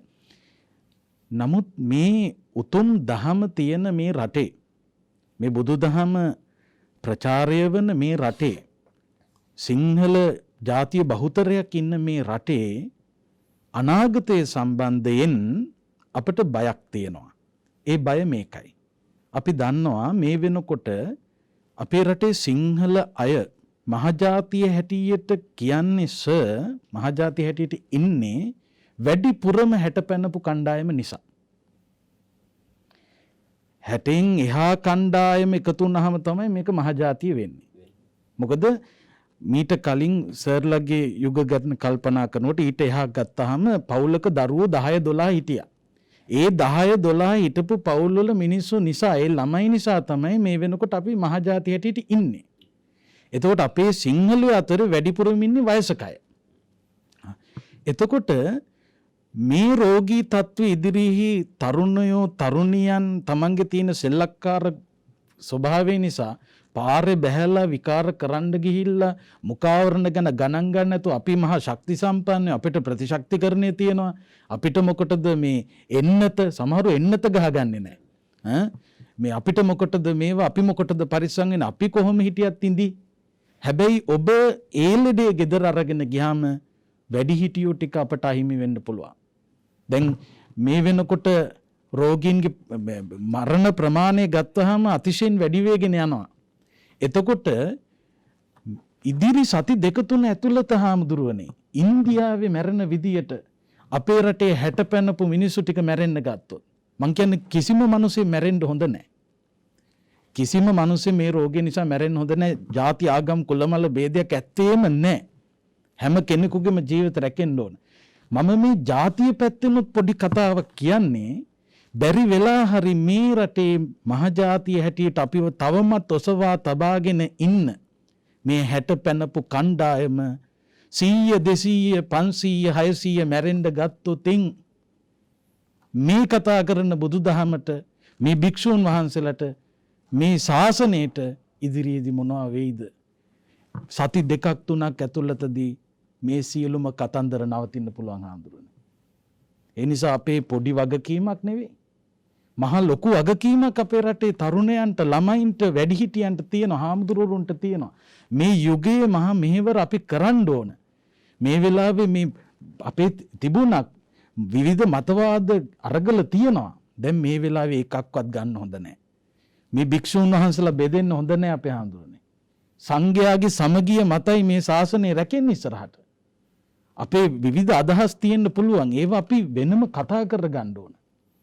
මතවාද වලින් මේ බෙදි බෙදි මිනිස්සු බෙදන්න ඕන වෙලාවක් අවශ්‍ය වෙලාවට ගැටලුව පැත්තකින් තියන්න තරම් බුද්ධිමත් වෙන්න ඕන. අලුත් ප්‍රශ්න මතු කරගන්න හොඳ නැහැ මේ වෙලාවේ.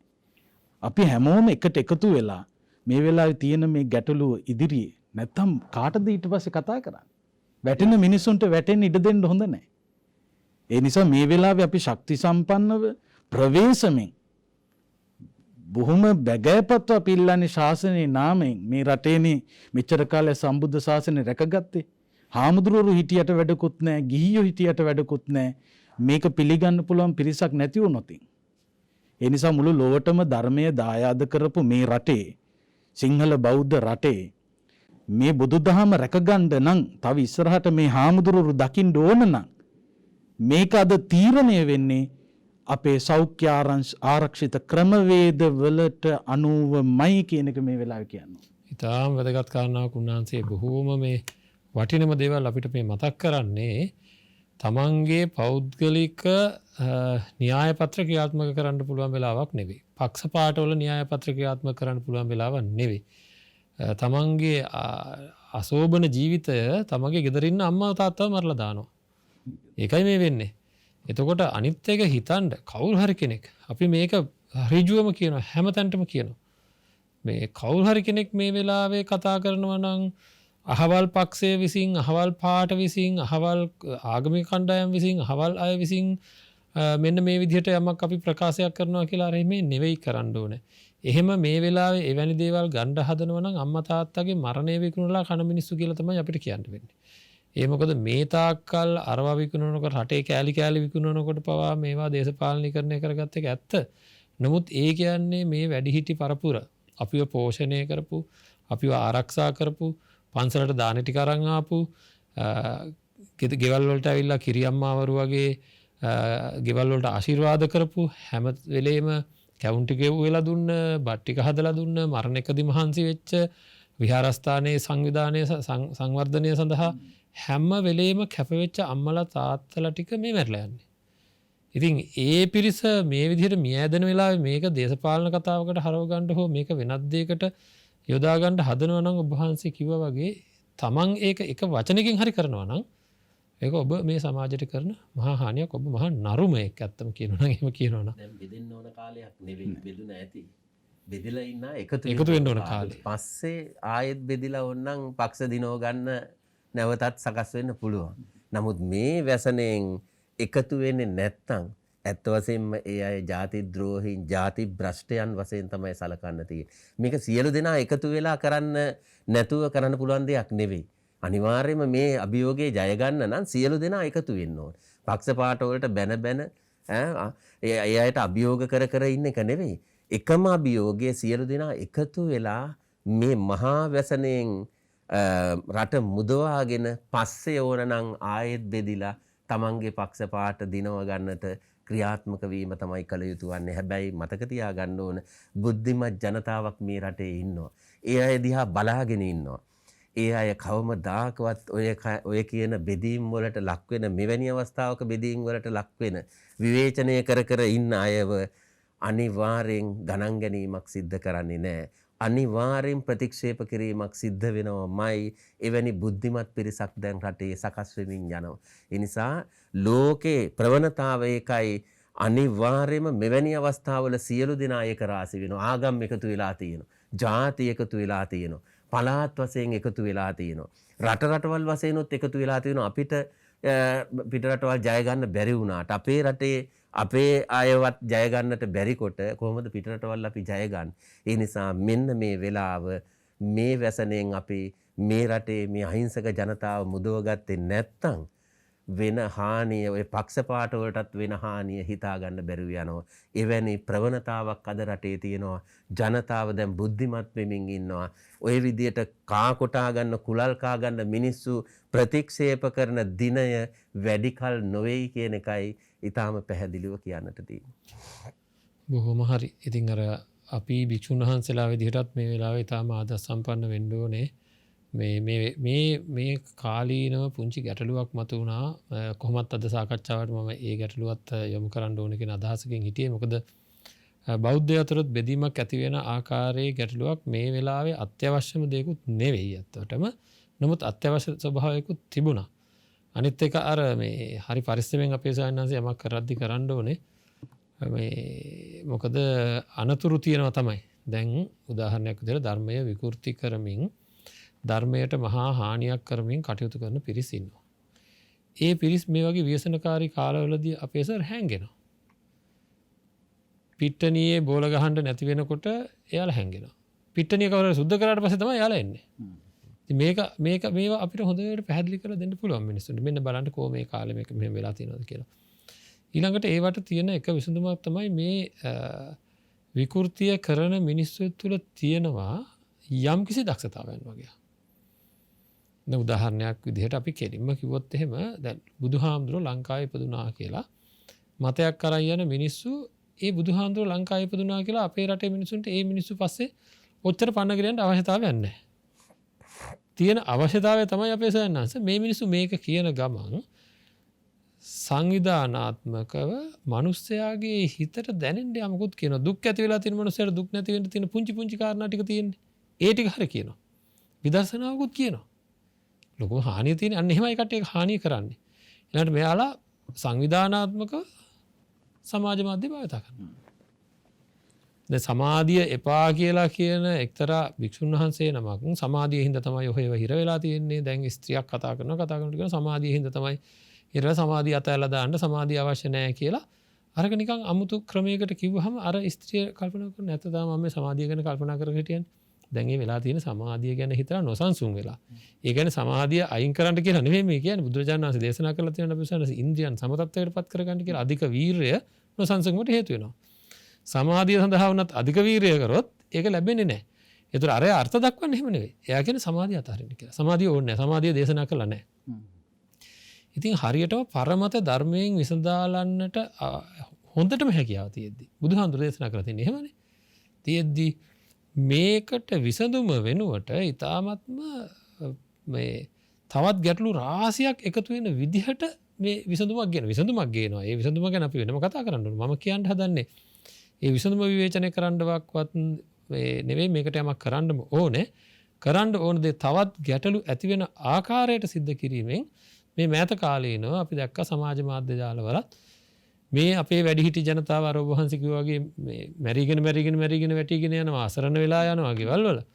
එහෙම තියෙද්දි අපි භික්ෂුන් වහන්සේලා විදිහට මේ වෙන මොකක් හරි එකක් ගැන මේ වෙලාවේ තද බල විදිහට මේ වගේ ප්‍රහාර එල්ල කරගනිමින් ගිහියත්තන් බෙදෙන ආකාරයට කටයුතු කරමින් තවත් ભેදයක් ඇති කර ගැනීමට උර දෙන වැඩක් කරොත් ඒකත් මහා පාපයක් විදිහටයි අපි නම් දකින්නේ.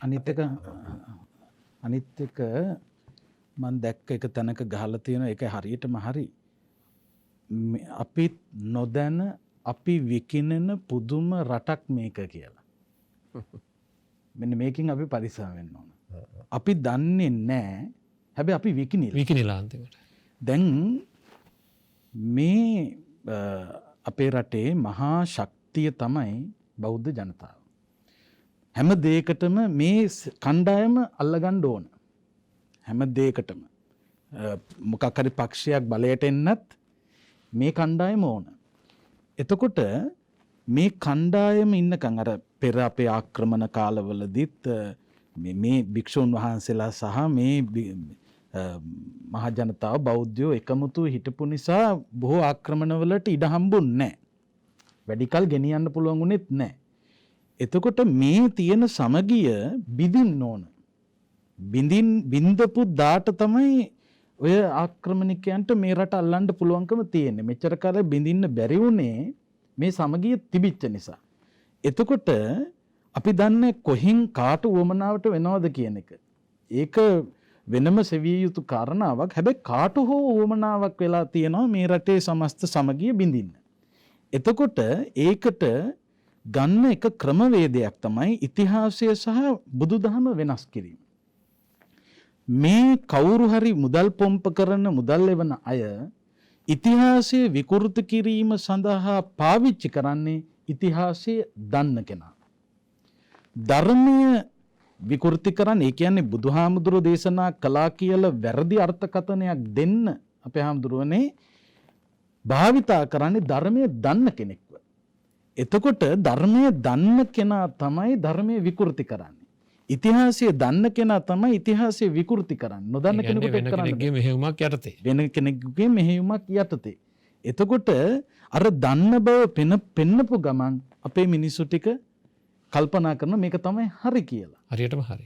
ඔන්න ඔය හේතුව නිසා තමයි අද වෙලා තියෙන්නේ සමහර වෙලාවට කියනවා ඇත්ත නේනම් ඒ කියන කතාව. ඒක බින්දින්න කවුරුත් නැහනේ. නමුත් ඒ ධර්මයේ දන්න කෙනෙකුට ඉතිහාසය දන්න කෙනෙක් පිළිබඳව නොදන්න කෙනෙකුගේ තියෙන ආකල්ප එකක් වෙනස්. දැන් නිවන පිළිබඳව හෝ රහත් වීම පිළිබඳව හෝ කෙනෙකුට තමන් කතාවක් කියන්න පුළුවන්. දැන් හොඳම උදාහරණය තමයි ඔක හරියටම මේ චූලසාරෝපම සූත්‍රය හඳුරන්නේ. අරටු උපමා කරලා බුදුහාඳුර දේශනා කළේ. ඉතින් මිනිස්සෙකුට ගහක අරටුවක් ඕන වෙනවා. මේ මිනිස්සයා ගහ ළඟට ගිහිල්ලා අරටුව දන්නේ නැහැ. අතුකොළ අරගෙන යනවා අරටුව කියලා හිතලා. එහෙම නැත්නම් මේ පොත් අරගෙන යනවා. වෙන කොටසක් අරගෙන යනවා. දැන් මේක මේ අරටුව වමනාවේ මේ මිනිස්සයා ගහ ළඟට ගිහිල්ලා මේ අරටුව කියලා හිතලා අතුදලු අරන් යන්නේ කියලා මේ දකින්න කෙනා හරියටම අපි හිතමු වටේ ඉන්න කෙනෙක් දකින්න මේ මිනිස්සයාට ඕන කිව්වේ අරටුව. හැබැයි අරන් යන්නේ අතුදලු කියලා දන්නේ අරටුව දන්න මිනිහා. වටේ ඉන්න මිනිහට කියලා කිව්වොත් මේ අරටුව කියන්නේ මෙන්න මේකටයි කියලා අර මිනිහ අතුදලු අරන් යනකොට ඒ මිනිස්සු හිතනවා මේ අරගෙන යන්නේ අරටුව තමයි කියලා. එතකොට මේ අර බුදුහාමුදුරුවෝ පෙන්නපු කාරණා පිළිබඳව ප්‍රායෝගිකව අපි මේ අපිට තියෙන සාක්ෂිය ත්‍රිපිටකේ. මේ සාක්ෂිය ඔස්සේ අපි යන්න ඕන. එතකොට මිනිස්සුන්ට අරටුව මේකයි කියලා උගන්වන්න පුළුවන් හාමුදුරනේ. අතුදලු පෙන්නලා මේක තමයි මේ ගහේ අරටුව. පොත්ත පෙන්නලා මේක තමයි මේ ගහේ අරටුව කියලා පෙන්වන්න පුළුවන්.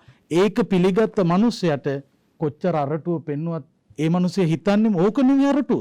අරකයි අරටුව. ඉතින් අද සමාජයේ අරටුව කියලා පෙන්වලා තියෙන්නේ උගන්වලා තියෙන්නේ සමහරක් විට වෙන දෙයක්. ඒ අයට අරටුව පෙන්වන්න අමාරුයි හාමුදුරනේ. අපේ හඳුනේ මේ දේවදත්ත හාමුදුරුවෝ සෑහෙන පිරිසක් කඩාගත්තා. බුදුහාමුදුරන්ගේ. ඉල්ලුවෙත් ආකර්ශනීය ඉල්ලීම්. ඉල්ලීම් 500ක් කඩාගෙන ගියා කියලා නේ කියන්නේ.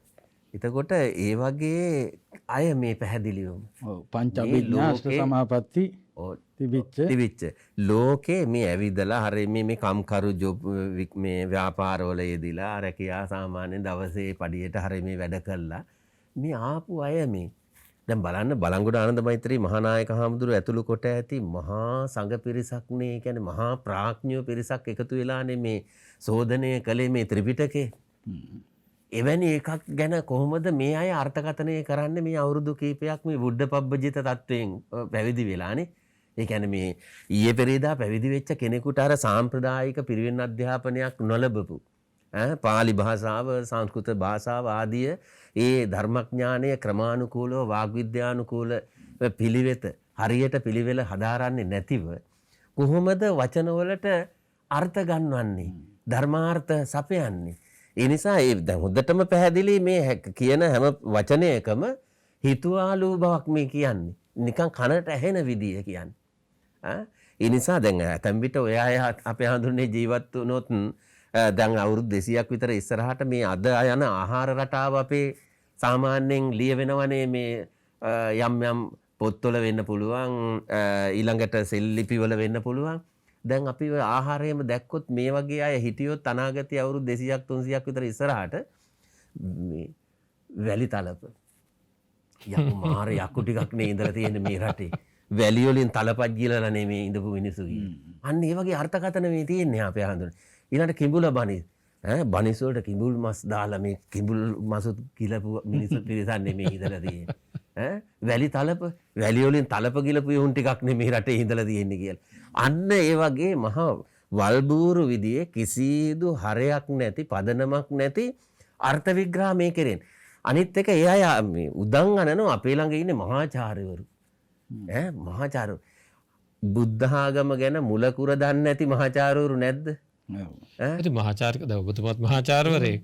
එතකොට මහාචාර්යවරයෙක් කියන්නේ යම් කිසි ශේත්‍රයක් විශේෂයෙන් හදාරලා තියෙනවා. ශේත්‍රයක් තුල. ඔය සියලු සර්වඥලද මහාචාර්යවරු කියලා කියන්නේ හැම ශේත්‍රයක් පිළිබඳවම දන්නා වූ පරිණත බවක් ඇති. හෝඩිය බුද්ධ ආගමේ නොදන්න අය තමයි ඉස්සරහින් තියන් ඉන්න මහාචාර්යවරු කීප දෙනෙක් ඉන්නවා.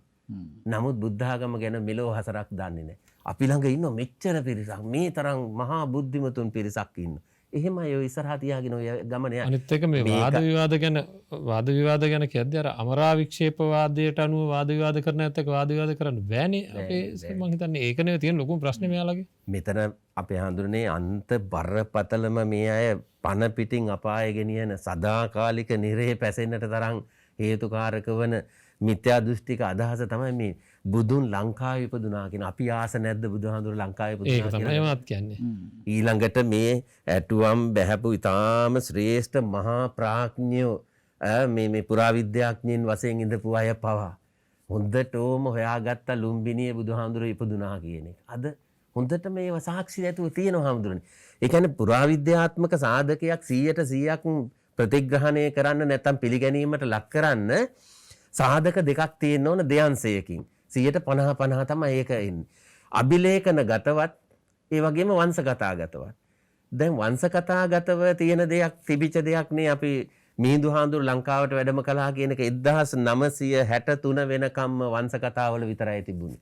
රජගල සෙල්ලිපියේදී තමයි උන්වහන්සේගේ ආදාහනය සිද්ධ වෙච්ච චෛත්‍යය තියෙන්නේ. උන්වහන්සේ ලංකාවට වැඩම කළා කියන කාරණේ එන්නේ. උන්වහන්සේ ඇතුළු පිරිස. එතෙන්දි තමයි 100%ක් අපි පිළිගත්තේ. අර්ධ සත්‍යයක් වශයෙන් තමයි පිළිගැනීමට ලක් වෙලා තියෙන 50%යි අභිලේඛනවල තිබුණ නැති නිසා. අභිලේඛනේ හම්බ වුණා. එතෙන්දි තමයි 100%ක් අපි පිළිගැනීමට ලක් වෙන්නේ. බුදුහාමුදුරුවෝ ලංකාවට 3 වතාවක් වැඩම කළා කියන එකවත් තාම තියෙන්නේ වංශගතගතව විතරයි. අභිලේඛන ගතව නැහැ. 150ක පිළිගැනීම විතරයි තියෙන්නේ. එතකොට කුමන සාධකයක් ඇතිවද මේ වචන ඔස්සේ ගිහිල්ලා බුදුහාඳුර ලංකාවේ ඉපදුනා කියලා කියන්නේ. මේ හිතාමතා කරන්නේ මේ ශ්‍රද්ධාවටවත් ගෞරවයටවත් බුදුහාන්ට නෙවෙයි. සම්පූර්ණයෙන්ම මේ බෞද්ධ උරුමය අකාමකා දාන.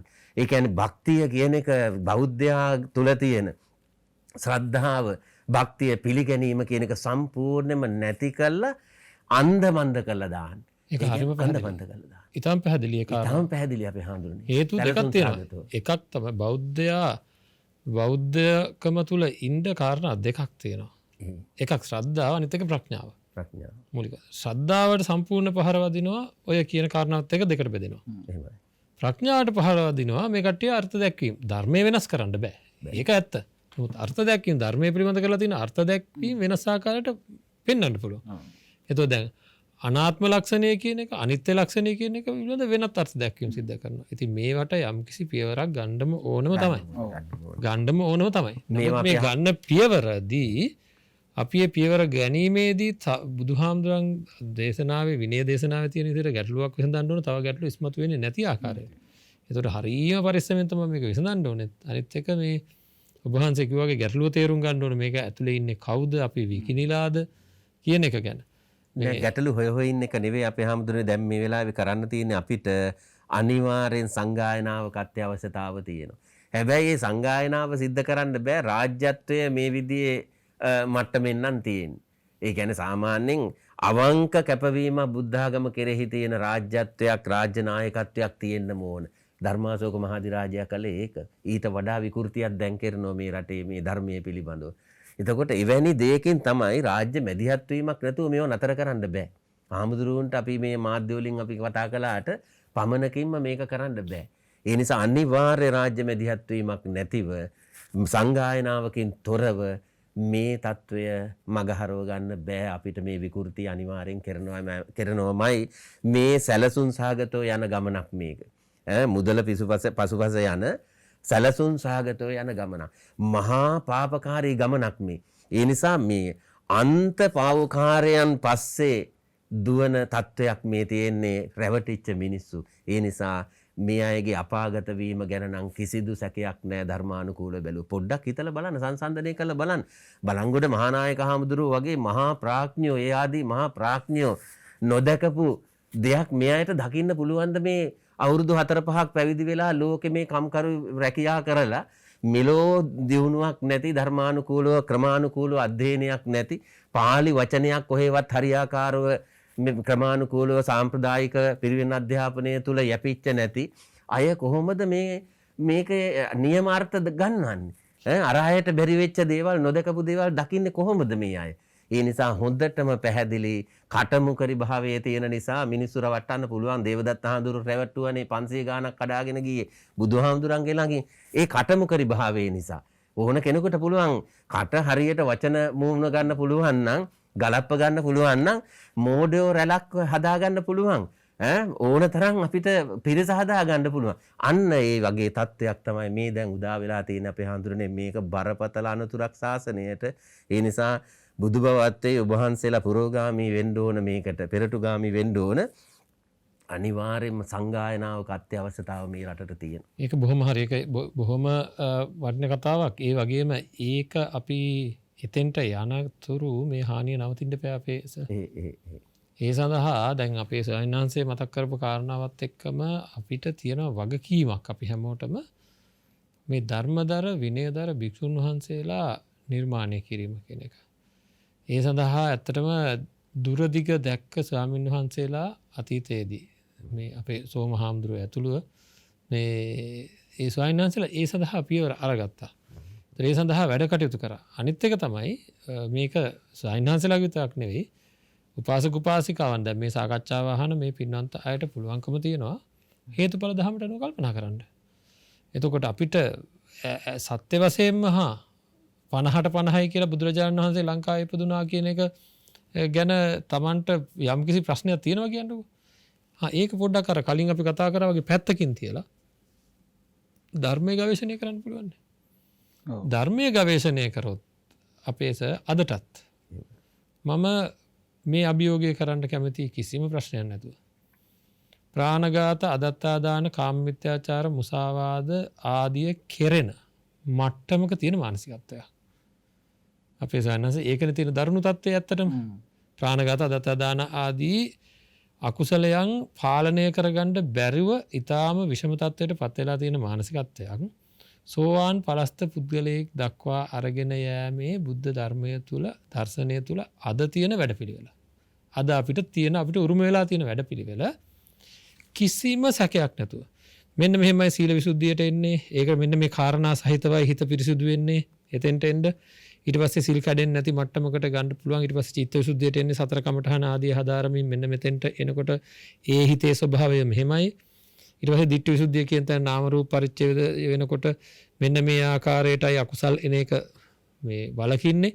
මේ විදිහටයි ඒ හිත පිරිසිදු වෙන්නේ. ඊට පස්සේ කාංකා වේතරණ විසුද්ධිය කියන තැනට එනකොට මෙන්න මේ ආකාරයටයි යාගේ අකුසල් හිර වෙන්නේ. කුසලයන් වර්ධනය වෙන කියලා ඒ විදිහට කිසිම අඩුපාඩුවක් නැතුව ගෝත්‍ර භූ ඥානය දක්වාම හිත වර්ධනය කරන හැටිත් සෝවාන් පලස්ත භාවයට පත්වීමේදී සිද්ධ වෙන මානසික හැදෑරීම පිළිබඳව කිසිම සැකයක් නැතුව කාරණා ඉදිරිපත් කරන්න පුළුවන් කියලා මම කියන බය නැතුව. මගේ ගුරුවරු කියන බය නැතුව. එහෙම කියන්න පුළුවන් භික්ෂුන් වහන්සේලා ඉන්න ඕන තරම්. එහෙනම් අපිට උරුමය අහිමි වෙලා නැහැ. මේක තමන් තුළින් දකින්න පුළුවන් ක්‍රමවේදයන්නේ. ඒ කියන්නේ මේ කියන්නේ එහෙමනම් නිවන් දකින්න පුළුවන් කියන එක. ඒක අභියෝගයක්. අභියෝගයක් කියන්නේ ඒකට දැන් සීල විසුද්ධියට පත් වෙනවා කියන එක කියන්නේ කිසිම සැකයක් තමන්ගේ හිතට දැනෙන්නේ නැති වෙන මේ කරුණු ගලපලා මේ අකුරු ගලපලා නෙමෙයි. මානසිකත්වයේ උදා වෙන ආකාරය. කොයි විදිහටද යාගේ මානසිකත්වය පිරිසිදු වෙන්නේ කියලා.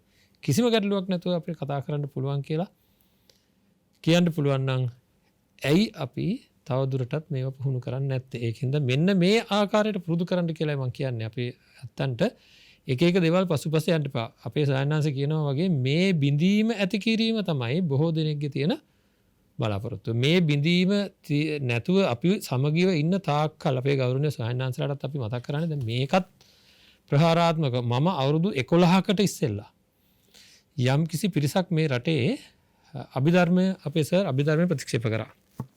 ඒ වෙලාවේ තරුණ පිරිසක් ඇවිල්ලා මගෙන් යම් ප්‍රශ්නයක් ඇහුවා. මේ දිව්‍ය ලෝකේ මේක දේශනා කරපු එක පිළිබඳව ඉතාම සැකසහගතව මේක ඇහුවේ මගේ. ඒ පිරිසට මම යම් කිසි උත්තරයක් දුන්නා. මම ඒක දැන් කියන්න යන්නෙත් නැහැ මොකද්ද දුන්න උත්තරේ කියලා.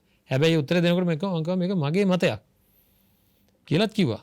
අවුරුදු 11කට ඉස්සෙල්ලා. මේ දිනවල ඒක පානදුර ප්‍රදේශයේ තිබ්බ පැය 8ක විතර ධර්ම වැඩසටහනකදී කරපු එක. ඒක අපිම රෙකෝඩ් කරලා මේ අපේ පිරිස්ම දැම්මා මේ සමාජ මාධ්‍ය ජාලේ ඒක විකාශනය වුණා. ඒ චූටි කෑල්ල හොයාගෙන ඒකට ප්‍රහාර එල්ල කරනවා. මේ කවුද මේ ධර්මදර භික්ෂුන් වහන්සේලාමයි මේ කරන්නේ. ඒ භික්ෂුන් වහන්සේලාගේ අනුගාමික විශේෂයෙන් ගිහි ඇත්තෝ. මම කවුද කියලා මම කියන්න ඕනේ නැහැ. නමුත් හැබැයි මේක නෙමෙයි වෙන්න ඕනේ. මම ඉතා කරුණාවෙන් අපේ ගිහි ඇත්තන්ට මතක් කරන්නේ මට පොඩි දෙයක් ඒ. නමුත් අපේ ඊටාම ධර්මදර ඊටාම විනයදර අපේ යෝගාශ්‍රම සංස්ථාවේ ස්වාමීන් වහන්සේලා වැඩ ඉන්නවා. දැන් අපේ අනිත් ස්වාමීන් වහන්සේලා වැඩ ඉන්නවා. කිසිම ස්වාමීන් වහන්සේ නමකට ප්‍රහාර එල්ල කරන්න එපා කියලා මම කියන්නේ. පොඩි වැරදීම් වෙන්න පුළුවන්. ප්‍රහාර එල්ල කරන එක නෙවෙයි තියෙන්නේ. පැහැදිලිවම අපි අතින් හරි වැරද්දක් වෙලා තියෙනවා නම් අපි ඔක්කොම ඒක පිළිගන්න ඕනේ. බුද්ධ ධර්මය කියලා කියන්නේ ඕන වෙලාවක කෙනෙකුට නිවැරදි වෙන්න පුළුවන් දෙයක්. අපි අතින් අපේ සයන්නස ධර්ම දේශනා කරන්න කියලා වැරදීම් වෙලා තියෙන්න බෑද? ඔබ වහන්සේ අතින් දැන්ට අවුරුදු 2කට 3කට නෙවෙයි ඊයේ වැරදීමක් වුණා නා.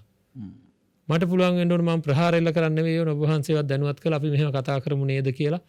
මේක නිහතමානීව අපි පිළිගෙන හරියා ගැටලුවක් නැහැ කියලා එකමුතු වෙන්නයි ඕන කරන්නේ. එන්න එතෙන්ට එන විදිහට කතා කරන්න. කොඳු මේ උන්නාසගේ කොඳුයට පෙළිය නැහැ කියලා නෙවෙයි කියන්නේ. ගිහියත් වගේ එහෙම කියන්නේ උන්වහන්සේගේ කසේරු කායේ මොකක් හරි ප්‍රශ්නයක් තියෙනවා වගේ. එහෙම ඒ වගේ අර මේ ප්‍රකාශ කරන ආකාරය අපේ සර් සමගියට නෙවෙයි අසමගිය සඳහා. මේ කරුණු ඉදිරිපත් කරන ආකාරය මේකට අනිවාර්ය විසඳුමක් ඕනේ. ඒ විසඳුම ලබා ගන්න අපි යා යුත්තේ සෞම්‍ය ගමනක්. ඊටාම සුන්දර ගමනක්. ඇයි අපිට එකතු වෙලා මේක ඊටාම සෞම්‍යව සාකච්ඡා කරන්න බැරි? මේක උසාවියක් නෙවෙයි. මේක තමන්ගේ පටු අදහස් ඉදිරිපත් කර ගැනීමක් හෝ පටු සංකල්ප. මම ධර්ම රජ වෙන්න ඕන කියලා සංකල්පයක් කාට හරි තියෙනවනේ. අපේ ආයතනය ධර්ම රාජ්‍ය ආයතනෙ බවට පත් වෙන්න ඕන කියලා සංකල්පයක් තියෙනවනේ. ඒ තැන්වලදී අපි මේ රටට විශේෂයෙන් මේ වෙලාවේ සමගි වෙන්න ඕන වෙලාවේ රටට ජාතියට කරන ඉතාම විශාලම හානියක්. මේ සමගිය අපේ සයන්නාංශේ මතක් කරා වගේ මේ සමගිය කැඩුනොත් නම් ඔය කියන සංකල්ප එකක්වත් ඉදිරියට ගන්න බෑ. ඉතින් මම හිතන්නේ අපේ සාකච්ඡාව නිමා කරන්න කාලය උදා වෙමින් තියෙන නිසාවෙන් මේ අවසාන වශයෙන් මං කිව්වා අපි සමගි වෙමුමයි කියලා දැඩි අධිෂ්ඨානයක් තියාගන්න ඕන. මේ ඕන වෙලාවක අපි අපින් අතියෙන් වැරද්දක් කළා තියෙනවා නම් ඕන වෙලාවක පිළිගන්න අපි ලෑස්ති. අපිත් ලෑස්ති. කිසි කතාවක් නැහැ ඒක. මොකද ධර්මානුකූලව අපිට ඉදිරියට යන්න ඕන. අර සර් කිව්වා වගේ ඒ අභියෝග ජය ගන්න ඕන. ඔය කියන මිනිසුන් පැහැදිලිව සමාජයෙන් ප්‍රතික්ෂේප වෙන්න ඕන. ඒ සඳහා මේකට කාලය නෙවෙයි. කාලය තමයි. නමුත් මේ ව්‍යසනයත් එක්ක බෙදෙන්න කාලය නෙවෙයි. මෙහෙම ඉඳගෙන හරි ඒක කරන්න පුළුවන් නම් හොඳයි. නමුත් ඔබ වහන්සේ කිව්වා වගේ සෞඛ්‍ය ආරක්ෂිත මේ හැමදේම වෙන්න ඕනේ. ඉතින් මම හිතන්නේ තාම කෙටියෙන් අපිට අවසාන අදහස් දක්වන්න පුළුවන් වේවි කියලා. ඉතින් ඔබ වහන්සේට අවසානයෙන් කියන්න යමක් තියෙන දෙයක් ප්‍රකාශ කරලා අපි සර්ට අවස්ථාව දීලා සාකච්ඡා නිමාවටපත් කරමු. ඇත්තටම මේ පුරපසළොස්වක පොහෝදා අභියෝග රැසක් තියෙන පුරපසළොස්වක පොහොය දවසක් හිත වැටෙන හිතට මහා පීඩනයක් ගෙන දෙන මරණ ආරංචි වෙන ආසාදිතව ආරංචි වෙන පොය දවසක්. කෙසේ නමුත් අපි සාකච්ඡා කරපු කරුණු කාරණා විවිධ අංශවලින් කතා කළා.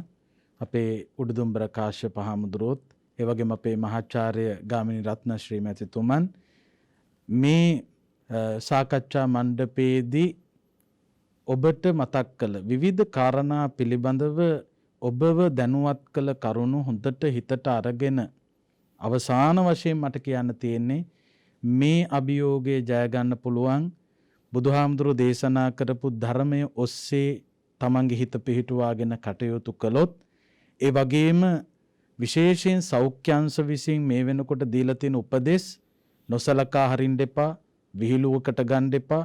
ඒ තුලින් අධ්‍යාපනය විනාශ වෙලා යාවි, ආර්ථිකය විනාශ වෙලා යාවි, ආධ්‍යාත්මිකය විනාශ වෙලා යාවි, මේ ජාතිය ශාසනය විනාශ වෙලා යාවි. මේ සෞඛ්‍ය අංශ දීලා තින උපදේශ පිළිපැද්දේ නැත්තා. ඒ නිසා මේ මුඛාවරණය මත තමයි මේ සියල්ලම මේ වෙලාවේ රැඳිලා තියෙන්නේ. සෞඛ්‍ය ආරක්ෂිත ක්‍රමවේද මතයි සියල්ලම රැඳී පැවතින්නේ. ඒ නිසා මේ වෙලාවේ සියලුම දෙනා පුංචි දරුවගෙන් ඉඳලා වැඩිහිටි මහලු පුද්ගලයා දක්වා අපි කවුරුත් කිසිම බෙදීමක් මතවාදී අරගලයක් ඒවා පෝෂණය කිරීමක් ඒවට ඉඩදීමක් කළ යුතු වෙන්නේ නැහැ. අපි හැමෝම මේ වෙනකොට රෝගීන් විය හැකි જાති අය. වසංගත තත්වය හැදිලා මැරෙන්න පුළුවන් જાති අය. ඒ නිසා මේ වෙලාවේ අපි ඔක්කොම සෞඛ්‍යංශ විසින් දීලා තින උපදෙස් පිළිපදින જાතියක් වෙන්න ඕන. ඒ වගේම අන්‍යෝන්‍ය වශයෙන් උදව්පකාර කරගන්න જાතියක් බවට පත් වෙන්න ඕන. ඒ නිසා මනුෂ්‍යත්වයේ නාමයෙන් අපි හැමෝම මේ අභියෝගය ජය ගන්න එකට එකමුතු වෙමු. පසුව මතවාද අපි කතා කරමු. විවිධ ගැටලු අපි තුල තිබෙනවා, කතා කරන්න අපේ වැරදි තියෙනවා, අනුන්ගේ වැරදි තියෙනවා. ඒවා පිළිබඳව අපි සාකච්ඡා කරමු. මේ වෙලාවේ අපි පළමු වන තැන මේ ආරක්ෂාව පිණිස යොමු කරමු කියන මතක් කිරීම මේ වෙලාවේ කරනවා. සීල දිනාටම නිදුක් නිරෝගී සුවය සැලසේවා කියලා ප්‍රාර්ථනා කරනවා. අර සංස්කෘත කියමනක් තියෙනවා කෘතස්ස කරණං නාස්ති මෘතස්ස මරණං තථා ගතස්ස සෝචනං යාති හේතද්වේද විදාන් මතා කියලා. ඒ කියන්නේ ගිය දේ ගියාවේ. මරුණු අය ගැන ආයෙත් ඉතින් ආයෙ පණ ගන්න බෑ. මරුණාම තමයි. එතකොට ගිය දේවල් වලට ශෝක කළ වැඩකුත් නැහැ. කෙරිච්ච දේ ආයෙත් කරන්න දෙයක්කුත් නැහැ. ඒ නිසා ඔය කතන්දරය යම් සංස්කෘත පඬිවරයෙක් විසින් ප්‍රකාශයට පත් කරලා තියෙනවා. මේ වෙලාවේ ඊටාම සාරාංශව කෙටියෙන් කතා කරනවා නම් ශාසනික අර්බුදයක් ගැන අපි කතා කළා යම් ප්‍රමාණයකට. අපි හාමුදුරුවන්ට විතරක් මේක කරගහගෙන යන්නට නැත්තම් මේ බර දෙන්න හොඳ නැහැ. ශාසනය කියලා කියන්නේ සිව්වනක් පිරිස. භික්ෂු භික්ෂුණී උපාසක උපාසිකා. භික්ෂුණී කියන පක්ෂය දැන් ඇත්ත වශයෙන්ම ගැටලු සහගත තත්වයක් තියෙන්නේ. කොහොම හරි භික්ෂු උපාසක උපාසිකා කියන තුන්ගොල්ල හරි ඉන්නවා. මේ තුන්ගොල්ලටම සමාන වගකීමක් තියෙනවා. ප්‍රමුඛත්වයේලා සැලකෙනවා පෙරටුගාමී පිරිසක් වශයෙන් භික්ෂුන් වහන්සේලා අන් දෙගොල්ලටම සමගාමී අවශ්‍යතාව ඒ වගේම කැපවීම අවශ්‍යයි. ඒ නිසා වැරද්දක් අඩුවක් සිද්ධ වෙනවා නම් ශාසනයට හාමුදුරන්ට විතරක් ඇඟිල්ල දික් කරන්න අපිට අයිතියක් නැහැ. අපිටත් ඇඟිල්ල දික් කරගන්න ඕන. මෙවැනි මහා උත්තුංග දර්ශනයක් මේ මහා ප්‍රඥාවක් විශ්වයේ පවත්නා සුවිශේෂම සත්‍යය හෙළි කරපු මග මේ බුද්ධ ආගම බෞද්ධ දර්ශනය කියලා කියන්නේ. ඒකට භික්ෂුන් වහන්සේලා විතරක් වග කියන්න බෑ. අපි කවුරුත් වග කියන්න ඕන. සත්පුරුෂ හැම දෙනාම සිහි බුද්ධිය තියෙන හැම කෙනාම එක හා සමාන වගකීමක් දරන්න ඕන. නැත්තම් ඒකම මහා සාපයක් බවට පරිවර්තනය වෙනවා. ඒ නිසා ඒ වගකීම අපි ගන්න ඕන මේ බුද්ධාගමෙන් බෞද්ධ දර්ශනයෙන් නිවැරදිව ප්‍රයෝජන සලසා ගන්න ඕන කියන අදිෂ්ඨානය මේ අවස්ථාවේ ඇති කර ගන්න ඕන. මේ ඇති වුණා වූ व्यसනයෙන් මිදෙන්නට අපි පුළුවන් තරම් ධර්ම මාර්ගයට නතු වෙමු. ඒ වගේම ආධ්‍යාත්මික ජීවිතයක් සකසගමු. මේ විවේකය පුළුවන් තරම් උපයෝගී කරගමු ආධ්‍යාත්මය සකස ගන්නට.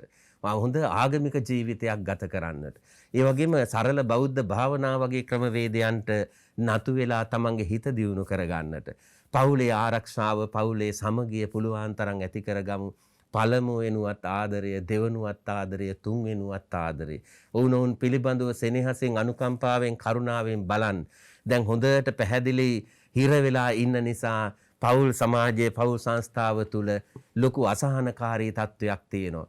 නුරුස්නා ස්වභාවයක් තියෙනවා. බොහොම පොඩ්ඩෙන් කේන්ති යන ස්වභාවයක් තියෙනවා. ඒවා ඔවුනොවුන් බුද්ධිමත්ව විසඳ ගන්න ඕන, ඉවස දරා ගන්න ඕන. මේ කේන්තිය ශනිකව එන්නට හේතුව මේ හිරවීම නිසා කියලා. ඒ නිසා ඒ අයට අනුකම්පා කරන්න ඕන. පුළුවන් තරම් ඒ විදියට ආදරයෙන්ම මේ व्यसනය ජය ගන්නට උත්සාහ දරමු. ලෝකයටම අපි කරුණාව, මෛත්‍රිය, දයාව, අනුකම්පාව කියන එක පතුරවමු. බෞද්ධ සංස්කෘතිය කියලා කියන්නේ ඒකයි. Tamanට පෙරලා විශාල ආශිර්වාදයක් බවට පරිවර්තනය වෙනවා. මේ व्यसनකාරී තත්ත්වේනොත් මිදෙන්නට අනිවාර්ය මගක් බවට පරිවර්තනය වෙනවා. ඒ නිසා ඊට ශක්තිය, ධෛර්යය ලැබේවා කියන පැතුමින් මා නතර වෙනවා. සෑම දිනාටම තෙරුවන් සරණ ලැබේවා. හොඳයි, අද දවසේ ධර්ම සාකච්ඡාව අපි මෙතනින් නිමවට පත් කරන්නටයි සූදානම් වෙන්නේ. ඉතින් අද දවසේ අප ජයමග රූපවාහිනී පරිසරයට වැඩම කරපු අපේ ගෞරවනීය නායක ස්වාමින් වහන්සේ, මහරගම සිරි වජිරඥාන ධර්මායතනයේ ආචාර්ය අපේ ගල්කිස්සේ සෝමානන්ද නායක ස්වාමින් වහන්සේට අපි දීර්ඝායුෂ ප්‍රාර්ථනා කරනවා. නිදුක් නිරෝගී චිර ජීවනය ලැබේවා. මේ ව්‍යසනකාරී කාලයේදී කිසියම්ම හෝ දුක්ඛද්දරයකට පත් නොවන්නට හේතු සකස් වේවා කියලා ප්‍රාර්ථනා කරමු. ඉතාමත්ම ගෞරවයෙන්. ඒ වගේම උන්වහන්සේ මේ ලෝකෙට ජනිත කරපු අම්මා තාත්තට පවා නිවන් දකින්නට මේ සියලු පුණ්‍ය ශක්තියින් හේතු වේවා කියලා ප්‍රාර්ථනා කරනවා. ඒ වගේම අද දවසේ අපිත් එක්ක සම්බන්ධ වෙලා සම්පත්දායකත්වයක් ලබා දුන්නේ ශ්‍රී ජයවර්ධනපුර විශ්වවිද්‍යාලයේ පාලි හා බෞද්ධ අංශයේ මහාචාර්ය ගාමිණී රත්නශ්‍රී මැතිතුමා. ඉතින් එතුමා බොහෝම ධර්මය ගැන හදාරපු කෙනෙක්. අපිට බොහොම සම්පතක්. ඉතින් අපි හැමෝම එකමුතු වෙලා ඉදිරි කාලවල වලදී මේ බෞද්ධ ධර්මය වෙනුවෙන් අපිට කළ හැකි, රට වෙනුවෙන්, ජාතිය වෙනුවෙන් කළ හැකි සියල්ල සිද්ධ කරන්නට තව බොහෝ පිරිස් ඒක රාශි වෙලා ඉන්නවා. ඉතින් අපි හිතනවා යම් ආකාරයක වැඩ කටයුත්තක් සිද්ධ කරන්නට අපිට හැකියාව ලැබේවි කියලා. ඉතින් අවංකව පෙළ ගැසීමයි අවශ්‍ය කරන්නේ. අවංකකම තමයි පැහැදිලිවම අවශ්‍ය කරන්නේ. සීලවන්තව, ගුණවන්තව, ප්‍රතිපත්ති පූර්වක කරගෙන අවංකව කටයුතු කරන්නට පුළුවන් නම් මම හිතන්නේ අපිට හුඟක් දේවල් කරන්න පුළුවන්. ඉතින් එවැනි ආදර්ශයක් සපයන අපේ මහාචාර්ය රත්නශ්‍රී මැතිතුමා වැනි පිරිස් තමයි අපි ඉදිරියට බලාපොරොත්තු වෙන්නේ. ඉතින් ඔබතුමාට අපි බොහොම ආශිර්වාද කරනවා, පුණ්‍ය අනුමෝදනා කරනවා. බොහෝ ශිෂ්‍ය පිරිසක් බිහි කරමින් බෞද්ධ ධර්මයට බොහෝ යහපතක් සිද්ධ කරමින් කටයුතු කිරීම පිළිබඳව. ඉතින් පින්වන්ත ඔබ හැමදිනාටමත් ආශිර්වාද කරනවා. මේ ධර්ම ශ්‍රවණ මේ ආනිසංස බලයෙන් මේ ලැබිලා තියෙන ගැටලුකාරී අවස්ථාවේදී කිසියම් ව්‍යසනයකට පත් නොවේවා.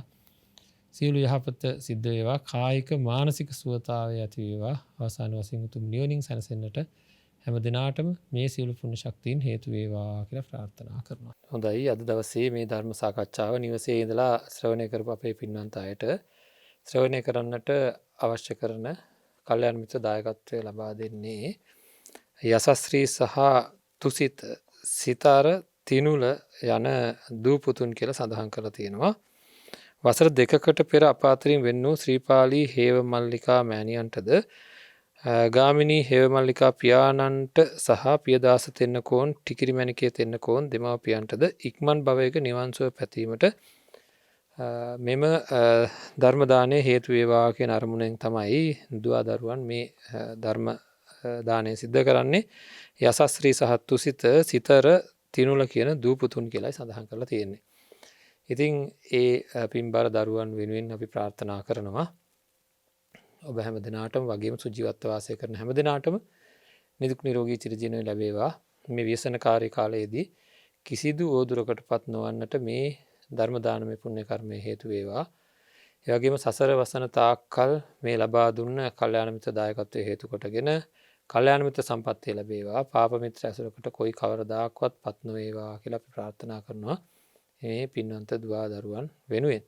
ඒ වගේම නමින් මිය පරලෝ ගියා වූ දෙමාපියන් ඇතුළු ඒ සියලු දෙනාටමත් මේ පින් අනුමෝදන් වේවා.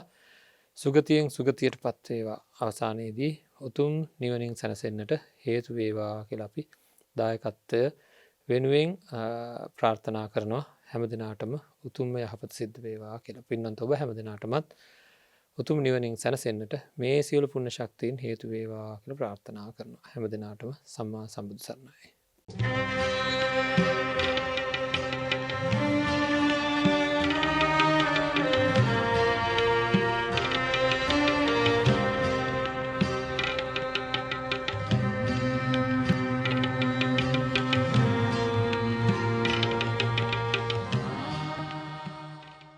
මෙවැනි වටිනා ධර්මදේශනා නැරඹීමට ජයමග TV YouTube නාලිකාව සබස්ක්‍රයිබ් කර සීනුව ලකුණ ක්ලික් කරන්න.